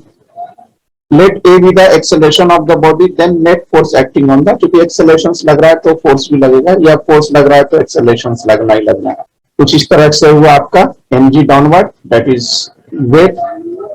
तो काइनेटिक फ्रिक्शंस मैंने बताया था लास्ट क्लास में, coefficient of friction into normal reactions. और नॉर्मल रिएक्शन किसको बैलेंस कर रहा है? आपको एम जी को बैलेंस कर रहा है। तो n इक्वल टू क्या लिख दिया? यहाँ एम जी लिख दिया। तो ये आपका रिलेशन हुआ। And acceleration produce is a. अब ए एक्सेलरेशन प्रोड्यूस हो रहा है, तो रिजल्टेंट फोर्स क्या हो जाएगा आपका? This is P minus F के, क्योंकि नेट फोर्स, क्योंकि ऑब्जेक्ट पे क्या है आपका? दिस इज द फोर्स लग रहा है, और इधर हो रहा है आपका काइनेटिक फ्रिक्शन। दोनों अपोजिट डायरेक्शंस में है, तो net resultant forces always minus में ही होगा। फोर्स बराबर आपको मालूम है according to Newton second law, mass into acceleration. इससे आपका एक्सेलरेशन आपका निकल गया। Acceleration is P minus F K upon M. तो इससे आप एक्सेलरेशन निकल गया, तो बाकी आप जो चाहे वो निकाल सकते हैं। डिस्टेंस निकालना है, वेलोसिटी निकालना है, टाइम निकालना है। The equation first, distance move the given time t and the velocity acquired can be calculate with the help of kinetic equation. Acceleration मिल गया, तो काइनेटिक इक्वेशन मतलब जो अपन उधर पढ़े थे ना, v equal to U plus A T, v square equal to U square plus 2s, s equal to U two plus half A T square. इससे बाकी आगे की चीज आप सारे चीज फाइंड आउट कर सकते हैं। नेक्स्ट है, इसी में फ्रिक्शन में नेक्स्ट टॉपिक है motion of a body on rough incline surface. अभी हॉरिजॉन्टल सरफेस पे देखा था, अब इंक्लाइंस पे देखेंगे। तो इंक्लाइन का अगर याद हो, मैंने पहले भी डिस्कस किया हुआ है। ऐसे फर्क क्या पड़ेगा यहाँ पर? एक सेकंड, फर्क क्या पड़ना है? जैसे कि ए इंक्लाइन सरफेस है, दिस ए मास m है, ए थीटा एंगल से इंक्लाइन है, तो दिस इज ए हो गया आपका mg। तो इंक्लाइन के केस में क्या होगा? सिर्फ एक कंपोनेंट में आपका ब्रेक हो जाएगा। This is theta mg cos theta और mg sin थीटा। बस ये आपका इसमें फर्क पड़ना है, ठीक है। कुछ इस तरीके से, क्योंकि इंक्लाइन सरफेस है तो इसका मूवमेंट क्या आपका इस तरह से है, डाउनवर्ड की तरफ मूव कर रहा है, तो फ्रिक्शन क्या लगेगा? Upward direction. The force acting on the body, यार कौन कौन से बॉडी पे फोर्स लग रहा है? एक तो mg लग रहा है वर्टिकली डाउनवर्ड, और इसको दो कंपोनेंट में ब्रेक किया, mg cos थीटा और mg sin theta. mg cos theta जो है आपका क्या लग रहा है? वर्टिकली डाउनवर्ड, जिसको कि बैलेंस कौन कर रहा है आपको? Normal reactions. और mg sin थीटा कहाँ लग रहा है, parallel to the inclined surface. तो mg sin थीटा को कौन बैलेंस कर रहा है आपको, फ्रिक्शन फोर्स बैलेंस। तो ये आपका इक्वेशंस जो मैंने पीछे बताया, F equal to mg sin theta और n equal to mg cos theta. बस ये हॉरिजॉन्टल और इंक्लाइंड में बेसिक डिफरेंस आपका यही है। अब देखते हैं एंगल ऑफ रिपोज। कल की क्लास में एंगल ऑफ फ्रिक्शन देखा था, जो कि क्या था angle of friction, it is the angle between normal reactions and resultant of the normal and coefficient of friction के बीच का एंगल था। अगर याद हो तो this is the mg, this is the normal, ये हो गया आपका फ्रिक्शंस, ये हो गया आपका रिजल्टेंट। तो ये एंगल था आपका कल जो बताया था मैंने, this is the angle of frictions, ये था हॉरिजॉन्टल। आज देख रहे हैं angle of repose. Angle of repose basically किस केस में रहेगा आपका, इंक्लाइन सरफेस के केस में रहेगा। This is the angle of repose. तो एंगल ऑफ रिपोज आप डायग्राम देख के आप समझा सकते हैं कि एंगल ऑफ रिपोज बेसिकली क्या होता है, inclination of the inclined surface. Inclined surface का जो इंक्लाइनेशंस होते हैं that is called, inclined surface का जो इंक्लाइनेशन होता है that is called angle of repose. वही चीज कह रहा है, the angle of repose is defined as the angle of inclined plane at which body plane placed on it just began to slide. मतलब वैसा इंक्लाइनेशन जिसपे की बॉडी जस्ट स्लाइड करना चाहता हो। इंक्लाइंड सरफेस के इंक्लाइनेशन को अपन क्या बोलते हैं, angle of repose. Angle of repose does not depend upon the mass of the object as well as area of contact. Obviously definition से ही पता चल रहा है, inclination of surface को ही angle of repose कहते हैं। तो angle of repose basically किस पे डिपेंड कर रहा है, एंगल पे, कितना ज्यादा इंक्लाइंस है ना। और it does not depend upon the object के मास से इसको मतलब नहीं है, और ऑब्जेक्ट के एरिया ऑफ कॉन्टेक्ट से मतलब नहीं है, क्योंकि जितना जैसे ये इंक्लाइन है या मैंने और इंक्लाइन कर दिया, ये और इंक्लाइन कर दिया, तो अब पता है कि जैसे जैसे मैं इंक्लाइनेशन बढ़ाते जाऊंगा ये फ्रिक्शंस भी बढ़ते जाएगा। आप यहां से कोई स्लाइड कर रहा है, कोई यहां से स्लाइड कर रहा है, कोई यहां से स्लाइड कर रहा है, कोई यहां से स्लाइड कर रहा है, कोई 90 डिग्री से स्लाइड कर रहा है, तो सबसे पहले नीचे कौन आएगा, 90 डिग्री वाला आएगा। जैसे जैसे आप इंक्लाइनेशन बढ़ाते जाएंगे इसकी फ्रिक्शंस भी बढ़ते जाएगी। But it depends upon the relative smoothness of the surface in contact for a given pair of surface and angle of repose remains constant। और आपका सरफेस कितना ज्यादा स्मूथ है उस पर डिपेंड। अब जैसे एक ऑब्जेक्ट ले लिया, m मास का ऑब्जेक्ट है, इंक्लाइन प्लेन है, जो कि इंक्लाइन प्लेन का एंगल कितना दे रखा है आपका, अल्फा दे रखा है। अगेन यहाँ कंपोनेंट में ब्रेक करेंगे, अल्फा mg cos अल्फा और mg sin अल्फा कंपोनेंट में ब्रेक किया, तो force acting on the body mg, वही चीज जो अपन उधर पढ़ रहे थे, इंक्लाइंड सरफेस वाला पढ़ा था ना, वही चीज यहाँ हो जाएगा कि n किसको बैलेंस करेगा, mg cos अल्फा को बैलेंस करेगा, और फ्रिक्शन फोर्स किसको करेगा, mg sin अल्फा को बैलेंस करेगा। और इसमें फोर्स क्या लग रहा है, अपवर्ड डायरेक्शंस में लग रहा है, ठीक है। तो mg cos alpha perpendicular to the inclined plane, और एक हो जाएगा आपका mg sin alpha normal to the parallel, या नॉर्मल बोल पैरेलल टू द इंक्लाइन। दो कंपोनेंट हो गए।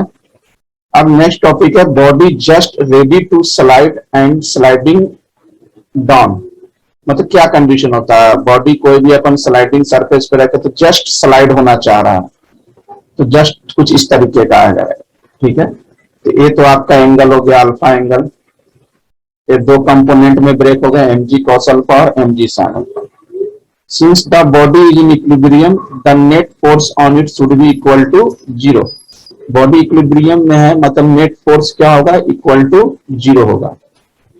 तो mg sin अल्फा ऑलरेडी पहले पढ़ा हुआ है, लिमिटिंग फ्रिक्शंस के इक्वल हो जाएगा दिस, इसमें किसी कोई प्रॉब्लम नहीं है। और नॉर्मल क्या हो जाएगा आपका, mg cos alpha, this is the Fn, ये ऑलरेडी पढ़ा। तो according to law of frictions, friction force बराबर क्या होता है, न्यू एन, ये भी ऑलरेडी पढ़ा हुआ है।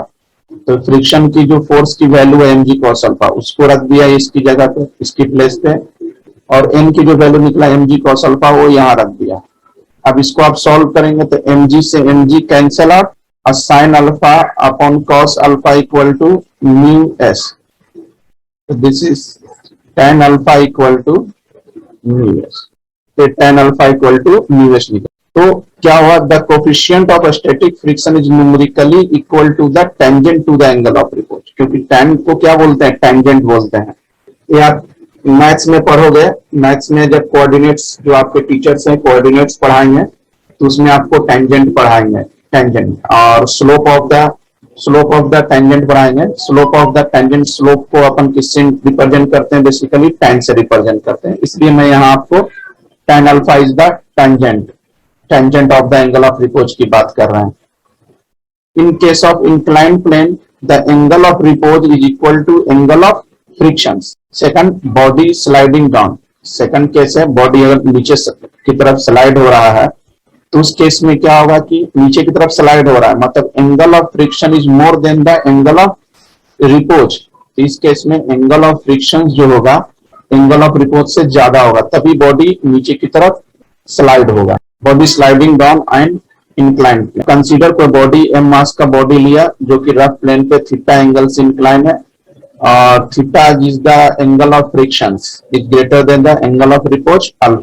तो the force acting on the body are weight acts vertically downward. ये ऑलरेडी आपको पता है कि वेट कहाँ लग रहा है, डाउनवर्ड लग रहा है।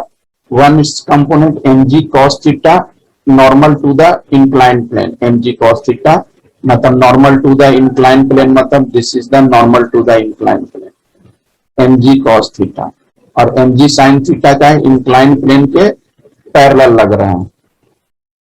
और n क्या है आपका, परपेंडिकुलर टू द प्लेन्स, और this is the kinetic friction क्या है आपका, this is the incline plane pillar. As there is no motion of the body, तो परपेंडिकुलर डायरेक्शंस क्या हो जाएगा आपका, n equal to mg cos theta. इसमें शायद किसी को दिक्कत नहीं हो रहा है, ये वर्टिकली अपवर्ड है, वर्टिकली डाउनवर्ड है। The body slide down with acceleration due to net forces. Net force आपका ये हो जाएगा mg sin थीटा, क्योंकि अभी मैंने बताया है इंक्लाइन सरफेस पे mg sin थीटा इधर लग रहा है और काइनेटिक फ्रिक्शन आपका इधर लग रहा है। तो इससे आपका आ गया, तो एक्सेलरेशंस क्या हो गया, एक्सेलरेशंस का ये आपका फॉर्मूलाज हो गया। नेक्स्ट टॉपिक है velocity and acceleration of a sliding body. तो velocity and acceleration of the sliding body का, कर एक्सेलरेशन तो निकाल ही रहे हैं। अब जैसे velocity, when a body slide down, body अगर नीचे डाउनवर्ड स्लाइड कर रहा है तो एक्सेलरेशन ऑफ द बॉडी क्या हो गया आपका, consider a body of mass m placed on a rough inclined plane. तो कोफिशिएंट ऑफ फ्रिक्शन आपका म्यू के है, जो ऑलरेडी, क्योंकि this is the kinetic friction, क्योंकि ये मूवमेंट के कंडीशंस में है। तो the body slide down the plane with angle of inclination is greater than the angle of repose, जो कि अभी मैंने इसके लास्ट वाले में भी बताया था कि बॉडी नीचे स्लाइड कभी करेगा तब एंगल ऑफ इंक्लाइनेशन या एंगल ऑफ फ्रिक्शन बोले, that is greater than the angle of repose. कुछ इस तरीके का ये फॉर्मूला हुआ, जो कि ऑलरेडी प्रीवियस स्लाइड में निकाल चुके हैं। अब वेलोसिटी की अगर बात करें कि वेलोसिटी क्या होगा बेसिकली, तो अभी मैंने प्रीवियस कुछ स्लाइड में बताया था कि काइनेमेटिक इक्वेशन लगाते हैं, उससे आपका वेलोसिटी आ जाएगा। तो initially the body start from rest and attain the velocity v on reaching the bottom of the inclined plane. This is the kinetic equations, kinematic equation. तो इनिशियल वेलोसिटी जीरो, क्यों zero होगा, क्योंकि initially तो rest में ही रहेगा ना, आप force लगा नहीं रहे हैं। डिस्टेंस क्या मान लेते हैं, एल मान लेते हैं, और एक्सेलरेशन आप निकाल चुके हैं। तो ये सब वैल्यू रख देते हैं। u जीरो है तो v स्क्वायर u जीरो हो गया, 2a की वैल्यू है आपका g sin theta minus mu के कॉस्ट, और s क्या हो गया l। तो इससे क्या निकल जाएगा, velocity under root 2g sin theta minus mu K cos theta l। This is velocity. Time to reach bottom to the incline plane. अब कोई भी ऑब्जेक्ट इंक्लाइन प्लेन से नीचे की तरफ मूव कर रहा है तो वह नीचे आने में उसको टाइम कितना निकलेगा। तो सब क्या है कि एक दूसरे से डिपेंडेंट है। वेलोसिटी निकला सब चीज निकला, तो उससे आप टाइम भी इजिली आप निकाल सकते हैं। ये इससे निकला basically S equal to UT plus half AT square. अभी मैंने बताया था डिस्टेंस को L मान लिया, वेलोसिटी 0 हो गया तो पूरा मल्टीप्लाई में तो 0 हो गया, और एक्सेलेरेशन तो खैर अभी अपन ने पीछे निकाला ही था, this is sine theta minus mu के कॉस थीटा और दिस इज टी स्क्वायर। तो इससे आपका क्या निकल गया, टाइम निकल गया, मतलब एक्सेलेरेशन निकल गया तो एक्सेलेरेशन निकल गया तो आपका वेलोसिटी निकल गया, वेलोसिटी निकल गया तो आपका टाइम निकल जाएगा, सब एक दूसरे से कोरिलेटेड है। अब है कि body sliding up the plane. अब बॉडी क्या है कि प्लेन के ऊपर तरफ स्लाइड कर रहा है, तो डाउनवर्ड जब स्लाइड था तो आपने देखा था पीछे फॉर्मूला, नेट फोर्स में मैंने क्या यूज किया था, यहाँ माइनस साइन यूज किया था, तो ऑब्वियसली अपवर्ड जब स्लाइड करेगा तो अपन क्या यूज करेंगे, प्लस साइन यूज करेंगे। तो retardation of the body, retardation मतलब क्या होता है कि ब्रेक लगा रहे हैं, मतलब acceleration should be negative, that is the, ये आपके रिटार्डेशन का कंडीशंस हो गए, बॉडी अपवर्ड मूवमेंट कर रहा है तो रिटार्डेशन का कंडीशंस। तो फिर फ्रिक्शन फोर्स भी नीचे लग रहा है और एक्सेलरेशन भी आपका डाउनवर्ड है और बॉडी अपवर्ड मूव कर रहा है, ऊपर का फोर्स नीचे के फोर्स को बैलेंस करेगा, दोनों नीचे वाला और एक ऊपर वाला है। F इक्वल टू क्या हो जाएगा, mg sine alpha plus kinetic frictions. F equal to mg sine alpha और काइनेटिक फ्रिक्शन मिल के n, जो कि मैंने यहां यूज किया है। ये एंगल चेंज कर लेना, ये एक काम करते हैं, यहाँ एंगल चेंज कर लेना, this is alpha alpha alpha alpha alpha alpha alpha, इस तरीके से आप निकाल सकते हैं पूरा साइन का time taken of the body reach the highest point, वही चीज है जो आपने डाउनवर्ड के लिए निकाला था ना, वही चीज। एक्सेलरेशन निकाल लिया, यहाँ एक्सेलरेशन रख दो, क्योंकि v फाइनल वेलोसिटी क्या हो जाएगा, 0। जब बॉडी नीचे से ऊपर की तरफ जाएगा तो फाइनल वेलोसिटी 0 हो जाएगा, और जब ऑब्जेक्ट ऊपर से नीचे की तरफ आएगा तो इनिशियल वेलोसिटी 0 हो जाएगा, क्योंकि ऊपर जाएगा तो 0 हो जाएगा। मतलब क्या कर रहा है, मैक्सिमम रीच, हाईएस्ट पॉइंट पे पहुंचने का मतलब है कि उसके बाद बॉडी नीचे आना शुरू हो जाएगा, तो फाइनल वेलोसिटी 0। तो ये आप कंडीशंस याद रखें तो फॉर्मूले को अपने हिसाब से इजिली मोल्ड कर सकते हैं, उसमें कोई दिक्कत नहीं है। और एक्सेलरेशन जो पीछे रखा निकाला तो एक्सेलरेशन की वैल्यू यहां रख दिया, तो इससे आपका वेलोसिटी आ गया और इससे आपका टाइम आ जाएगा, सब एक दूसरे से रिलेटेड है। तो time of ascent is not equal to time of descent, that means ऊपर से नीचे आने का समय दिस इज, और टाइम ऑफ डिसेंट, और नीचे से ऊपर जाने का समय टाइम ऑफ एसेंट, दोनों इक्वल नहीं होगा। क्यों, कैसे इक्वल नहीं होगा, आप मैथमेटिकल डेरिवेशन से आप देख रहे हैं। This is the time of a, क्या आपका टाइम ऑफ एसेंट, मतलब ऊपर जाने में लगा गया, ऊपर जाने में लगा टाइम हो गया, this is the time of accent. और इसके पहले वाले जो डेरिवेशन पर आया था वो टाइम ऑफ डिसेंट था। तो आप मैथमेटिकल एक्सप्रेशन से खुद ही डिसाइड कर सकते हैं कि दोनों टाइम कभी भी इक्वल नहीं होगा इन केस ऑफ फ्रिक्शंस के टर्म में। जबकि वहां पर जो था, इसके पहले वाले चैप्टर्स में अपन जो पढ़ रहे थे पहले वाले, उसमें अपन क्या कर रहे थे, किसी बिल्डिंग के ऊपर से फेंक रहे थे ऑब्जेक्ट, वहां पर क्या था, टाइम ऑफ एसेंट और टाइम ऑफ डिसेंट शुड भी इक्वल था, वो अपन ने मैथमेटिकली देखा था। बट यहां भी अपन ने मैथमेटिकली देख रहे हैं, इस केस में नहीं होगा अगर इंक्लाइन। अब है pulling and pushing of a long roller on a rough horizontal, pulling and pushing of a long roller on a rough horizontal plane. Pulling and pushing long roller जो अपन गार्डन्स में जो यूज करते हैं grass cutter के लिए, तो उस पे देखते हैं friction, this is the pulling rollers. Consider a long roller of mass m। अब लॉन्ग रोलर का मास क्या मान लेते हैं, m मान लेते हैं, ऑन ए लॉन्ग रोलर का मास m मान लेते हैं, on a horizontal surface is pulled bye A inclined force at theta angle. This is एक फोर्स से लॉन्ग रोलर को खींच रहे हैं। आपका लॉन्ग रोलर आपने देखा होगा, तो जस्ट अपन इस एंगल से थीटा एंगल से खींचते हैं, तब खींच रहे हैं थीटा एंगल से, यहाँ फोर्स लगा रहे हैं लॉन्ग रोलर को और ये आपका थीटा एंगल है, एक कंपोनेंट में ब्रेक हो गया एफ कॉस थीटा और this is F sine theta. MG downward है, जैसा कि आपको पता है वेट हमेशा डाउनवर्ड लगेगा, और रोलर चूंकि अर्थ के सर कांटेक्ट में है तो नॉर्मल रिएक्शंस अपवर्ड डायरेक्शंस में लग रहा है। The force is resolve into two component, horizontal component F cos theta और वर्टिकल, माने बेसिक कंसेप्ट जो है ना फ्रिक्शंस के ओवरऑल आपका सेम ही है, बस अलग अलग फ्रेम पे अलग अलग अप्लाई हो रहा है। N F cos theta equal to M जी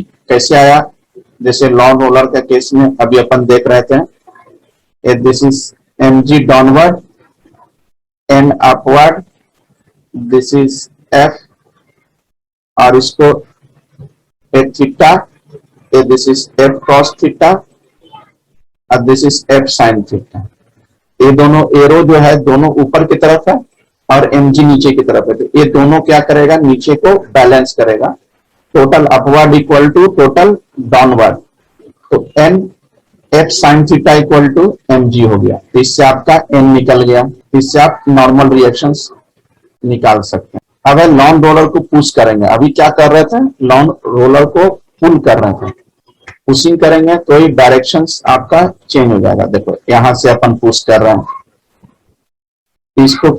इसको कंपोनेंट में ब्रेक करने के लिए क्या करेंगे, दिस जैसे मैं कोऑर्डिनेट बनाता हूं, यहां से इसको कर रहे हैं, इसको मैंने रिफ्लेक्ट करवाया इस कोऑर्डिनेट में, दिस इज एफ, ठीक है।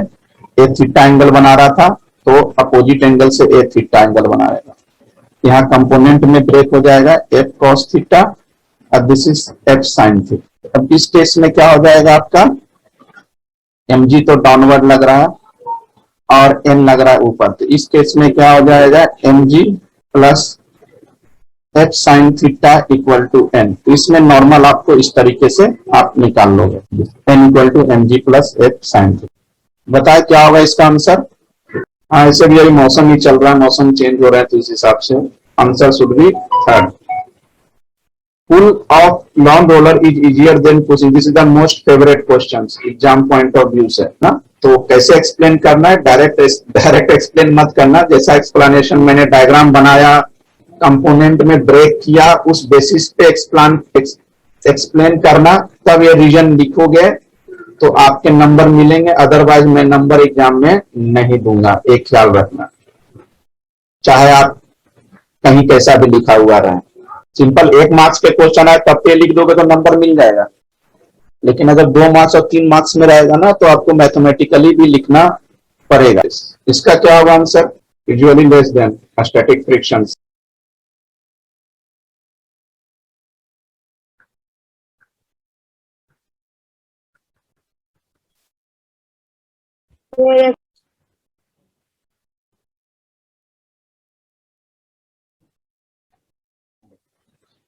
लॉ ऑफ मोशन चैप्टर अपना कंप्लीट हो गया है, तो आज इसके कुछ क्वेश्चंस प्रैक्टिस कर लेते हैं।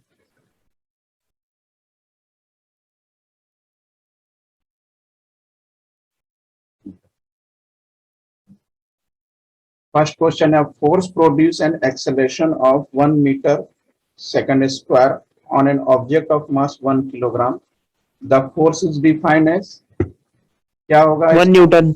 1 न्यूटन, सही है, क्योंकि फोर्स इक्वल टू क्या हो गया, mass into acceleration, mass 1 kilogram और acceleration v1, answer should be 1।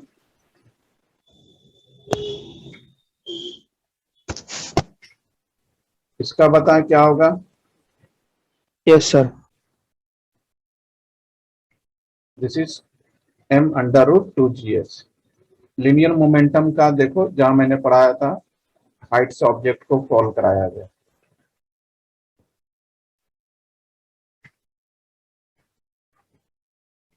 जिसने पुराना पढ़ा होगा उसी को समझ में आएगा आज के questions. Which of the following statement is incorrect for action and reaction force का, इनकरेक्ट स्टेटमेंट कौन सा होगा according to action and reaction, बताएं सर ये वाला, this act on 2 different bodies. Acts on a single body, incorrect statement है ना, क्योंकि एक्शन रिएक्शन हमेशा अब दो बॉडी के बीच अप्लाई होता है।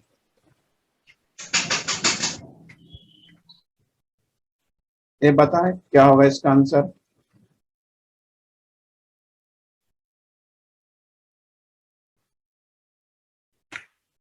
कोई भी बॉडी इक्विलिब्रियम में कब होगा?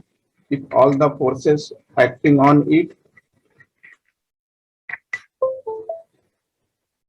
Sir same direction.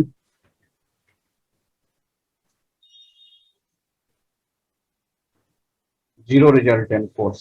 Resultant force उस पर जीरो, सेम डायरेक्शन में सभी फोर्सेस रहेंगे तो ये देखो सेम डायरेक्शन। इक्विलिब्रियम में कभी नहीं रहेगा, अगर उस पर रिजल्टेंट फोर्स जीरो हो जाए देन दैट इज इक्विलिब्रियम। ये कंडीशंस ही होते हैं इक्विलिब्रियम का। The quantity of motion of body is best represented by.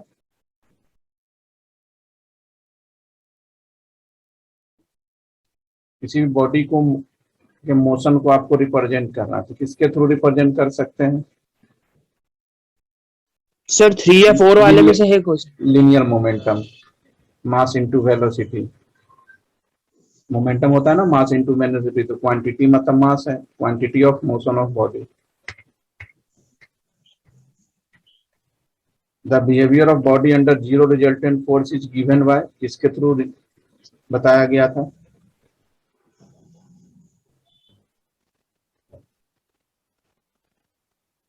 Law of gravitation. First law of motion. First law of motion ने ही, न्यूटन्स का first law ने बताया था कि resultant force should be zero.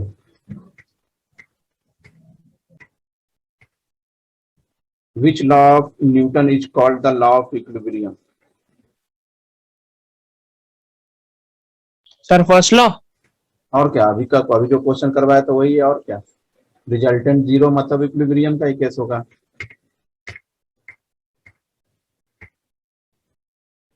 ये पता क्या होगा?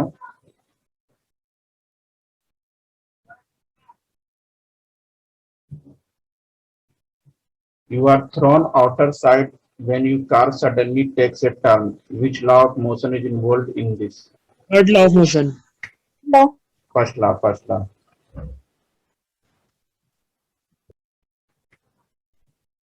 थर्ड तो एक्शन रिएक्शन का बताएगा ना। Which of the following is sir तो एक्शन करेंगे most तो गिरेंगे तो फिर significant? लगेंगे। नहीं। Which of the following is the most significant law of motion given by Newton's? Second law of motion. Motion force तो मास इनटू सबसे एक्सेलरेशन। सिग्निफिकेंट लॉ तो तीनों में सबसे मोस्ट क्या है? सेकंड लॉ ऑफ मोशन, क्योंकि सेकंड लॉ ही तो बताता है मास इनटू एक्सेलरेशन, मतलब वेलोसिटी के बारे में। In translatory motion, Newton's third law can be used to obtain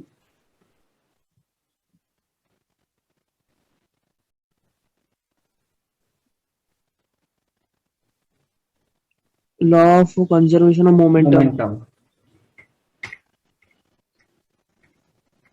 Frame of reference said to be inertial if Newton's law of motion। Inertial frame of reference का बोलते हैं Newton's law of motion hold, जिसमें Newton's law आप apply कर सकते हैं, that is called inertial frame of reference. और जिसमें अप्लाई नहीं कर सकते हैं वो नॉन इनर्शियल हो जाता है।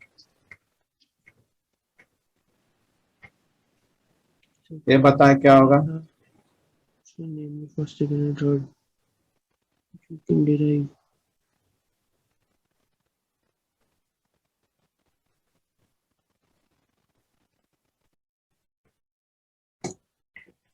Sir second third.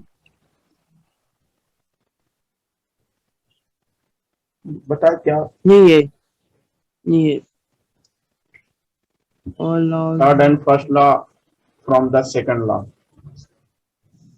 मतलब थर्ड लॉ फर्स्ट लॉ जो आया ना आपका सेकंड लॉ से ही आया।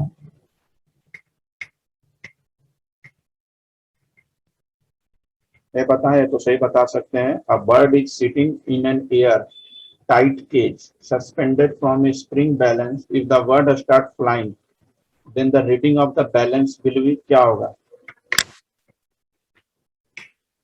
स्प्रिंग बैलेंस से एक केज को अपन ने हवा में लटका दिया, अब वर्ड जो है फ्लाई करना शुरू किया, तो स्प्रिंग बैलेंस की रीडिंग क्या होगी, बढ़ेगी, कम होगा, या कुछ भी नहीं होगा? डिक्रीज होगा सर। कहाँ से डिक्रीज हो जाएगा? केज का वजन वही है, अंदर जो बर्ड है उसका भी वजन वही है। जब वजन ही चेंज नहीं हो रहा है तो फिर वो जो बैलेंस की इंक्रीज या डिक्रीज थोड़ी होगा कुछ भी। समझ में आया मनीष? Yes sir. जब वजन सब वही है, एक्स्ट्रा एक्स्ट्रा वर्ड थोड़ी डाल रहे, वही का वही वर्ड है, वही का वही केज है। तो स्प्रिंग बैलेंस तभी चेंज होगा जब वजन कम ज्यादा करोगे तब ना।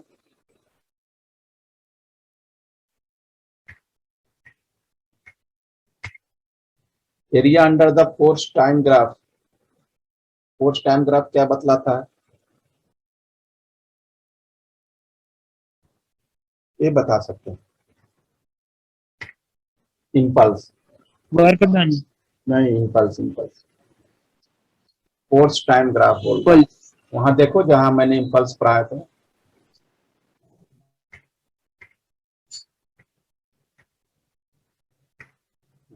ये देखो,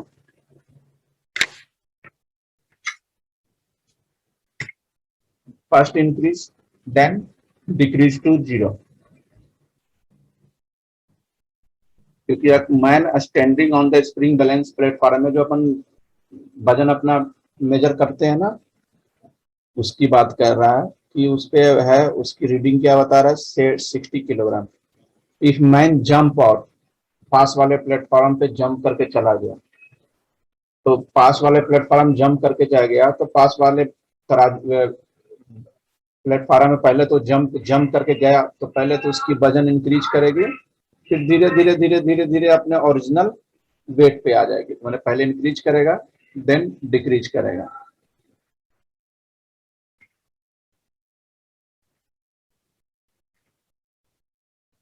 ये बताएं क्या होगा इसका?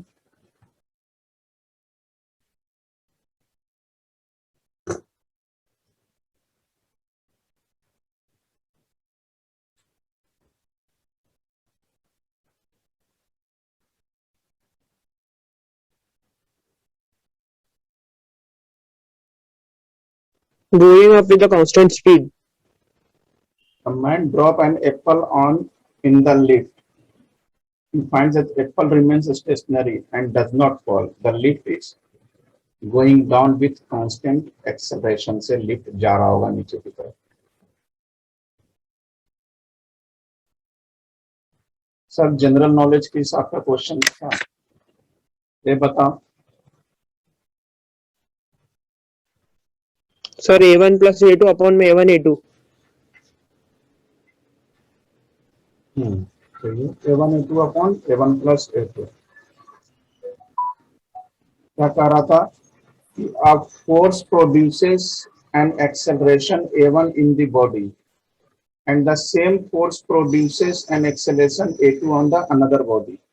दो बॉडी पे फोर्स लगाया, सेम फोर्स दोनों पे लगा रहे हैं, तो एक पे एक्सेलेरेशन A1 है, दूसरे पे एक्सेलेरेशन A2 है। If the two bodies are combined, दोनों कंबाइन कर दिया और सेम फोर्स अप्लाई कर दिया on the combination, the acceleration produces this. ठीक है, दोनों बॉडी को कंबाइन करके और सेम फोर्स लगा दिया, तो ये क्या होगा, सीरीज कॉम्बिनेशन हो गया, पैरेलल कॉम्बिनेशन हो गया, क्योंकि इस तरह से नहीं, इस तरह से, दिस इज।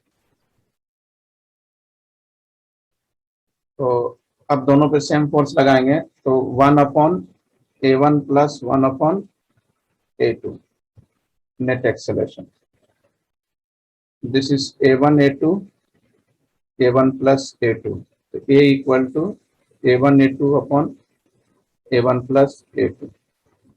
अगर याद हो तो टेंथ में फिजिक्स साइंस में चैप्टर था करंट, वहां तुमने पढ़ा होगा सीरीज और पैरेलल का।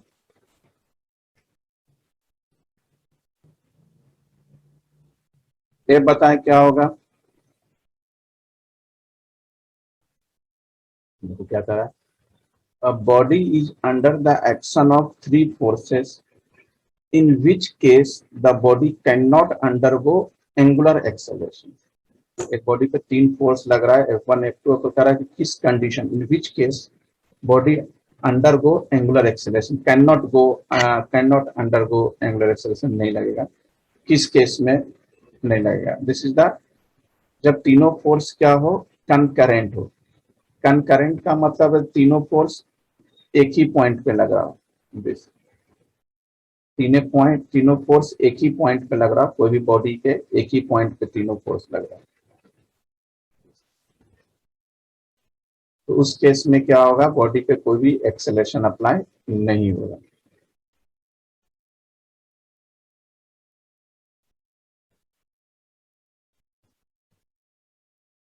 ये बताएं, a ball is dropped from the spacecraft revolving around the earth at a height of 120 km. What will happen to the ball? Space aircraft है जो कि अर्थ से 120 किलोमीटर ऊपर, वहां से एक बॉल को ड्रॉप किया गया, तो क्या होगा?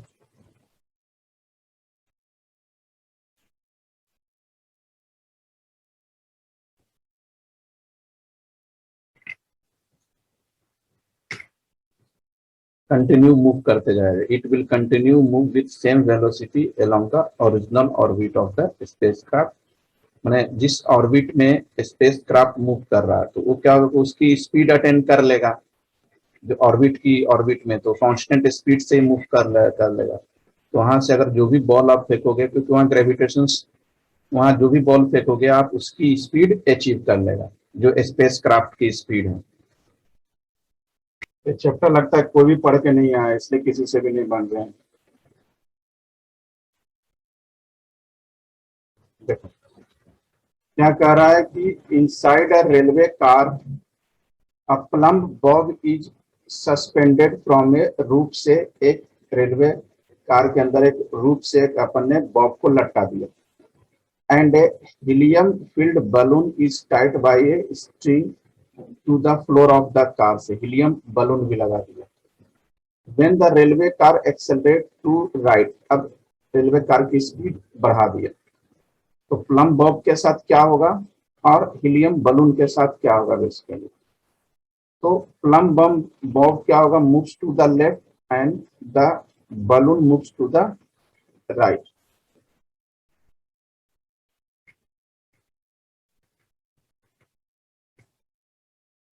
नेक्स्ट क्वेश्चन है, the propulsion of rocket is based on the principle of conservation of, ये तो बता सकते हैं सभी लोग, प्रोपल्सन ऑफ रॉकेट किस प्रिंसिपल ऑफ कंजर्वेशन पे बेस्ड है?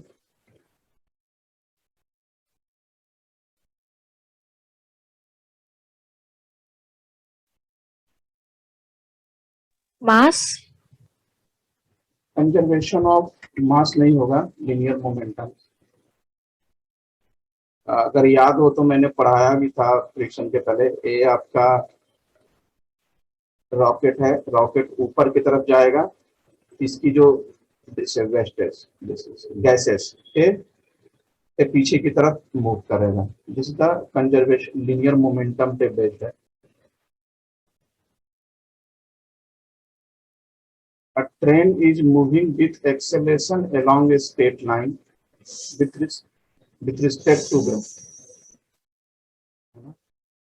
a person in the train finds, क्या होगा बताया जरा?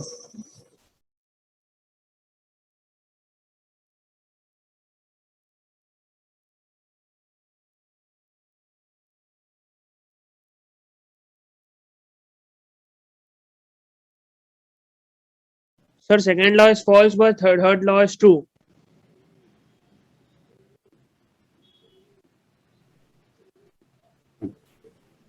All the 3 Newton's law are false, but can apply second law by considering pseudo force।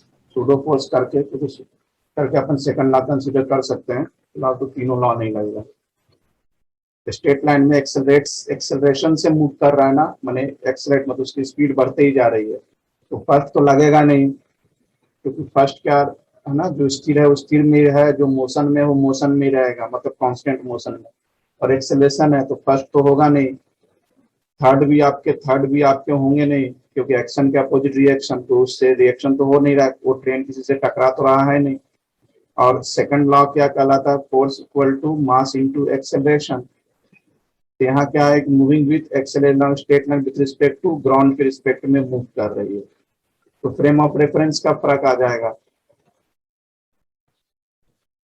Non inertial frame of reference है तो उसमें न्यूटन्स लॉ तो लगेगा नहीं, सेकंड लॉ, उसको इनर्शियल कन्वर्ट करना पड़ेगा। बताए ये क्या होगा।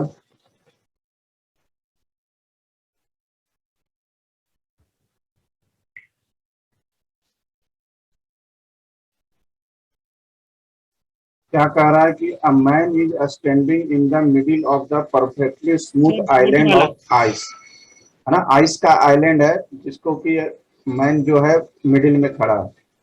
Where there is no friction between the ground and his feet, obviously friction नहीं हुआ क्योंकि आइस का आइलैंड है।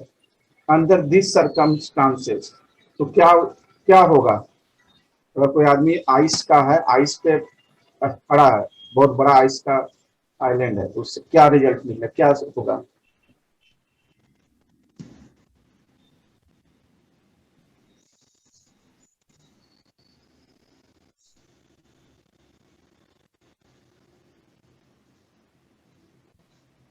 सर फोर्थ वाला।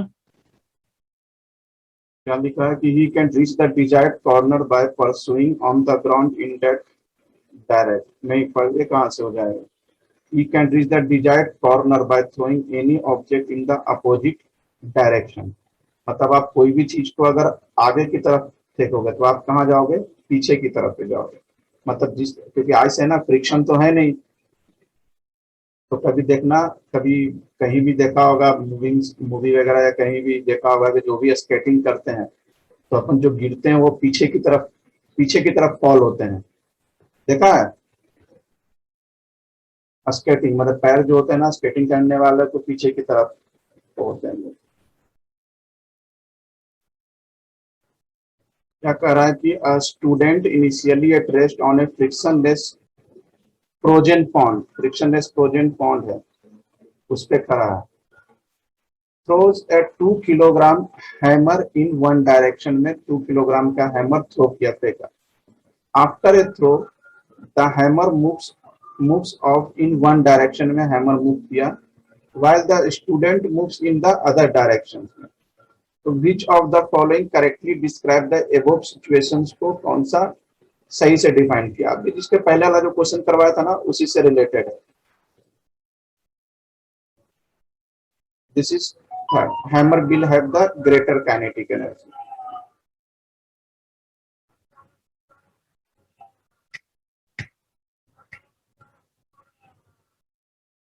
ये बताएं।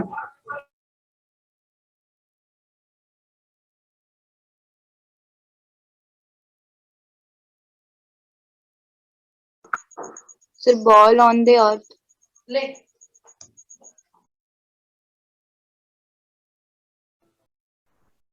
This is the final ball of the earth।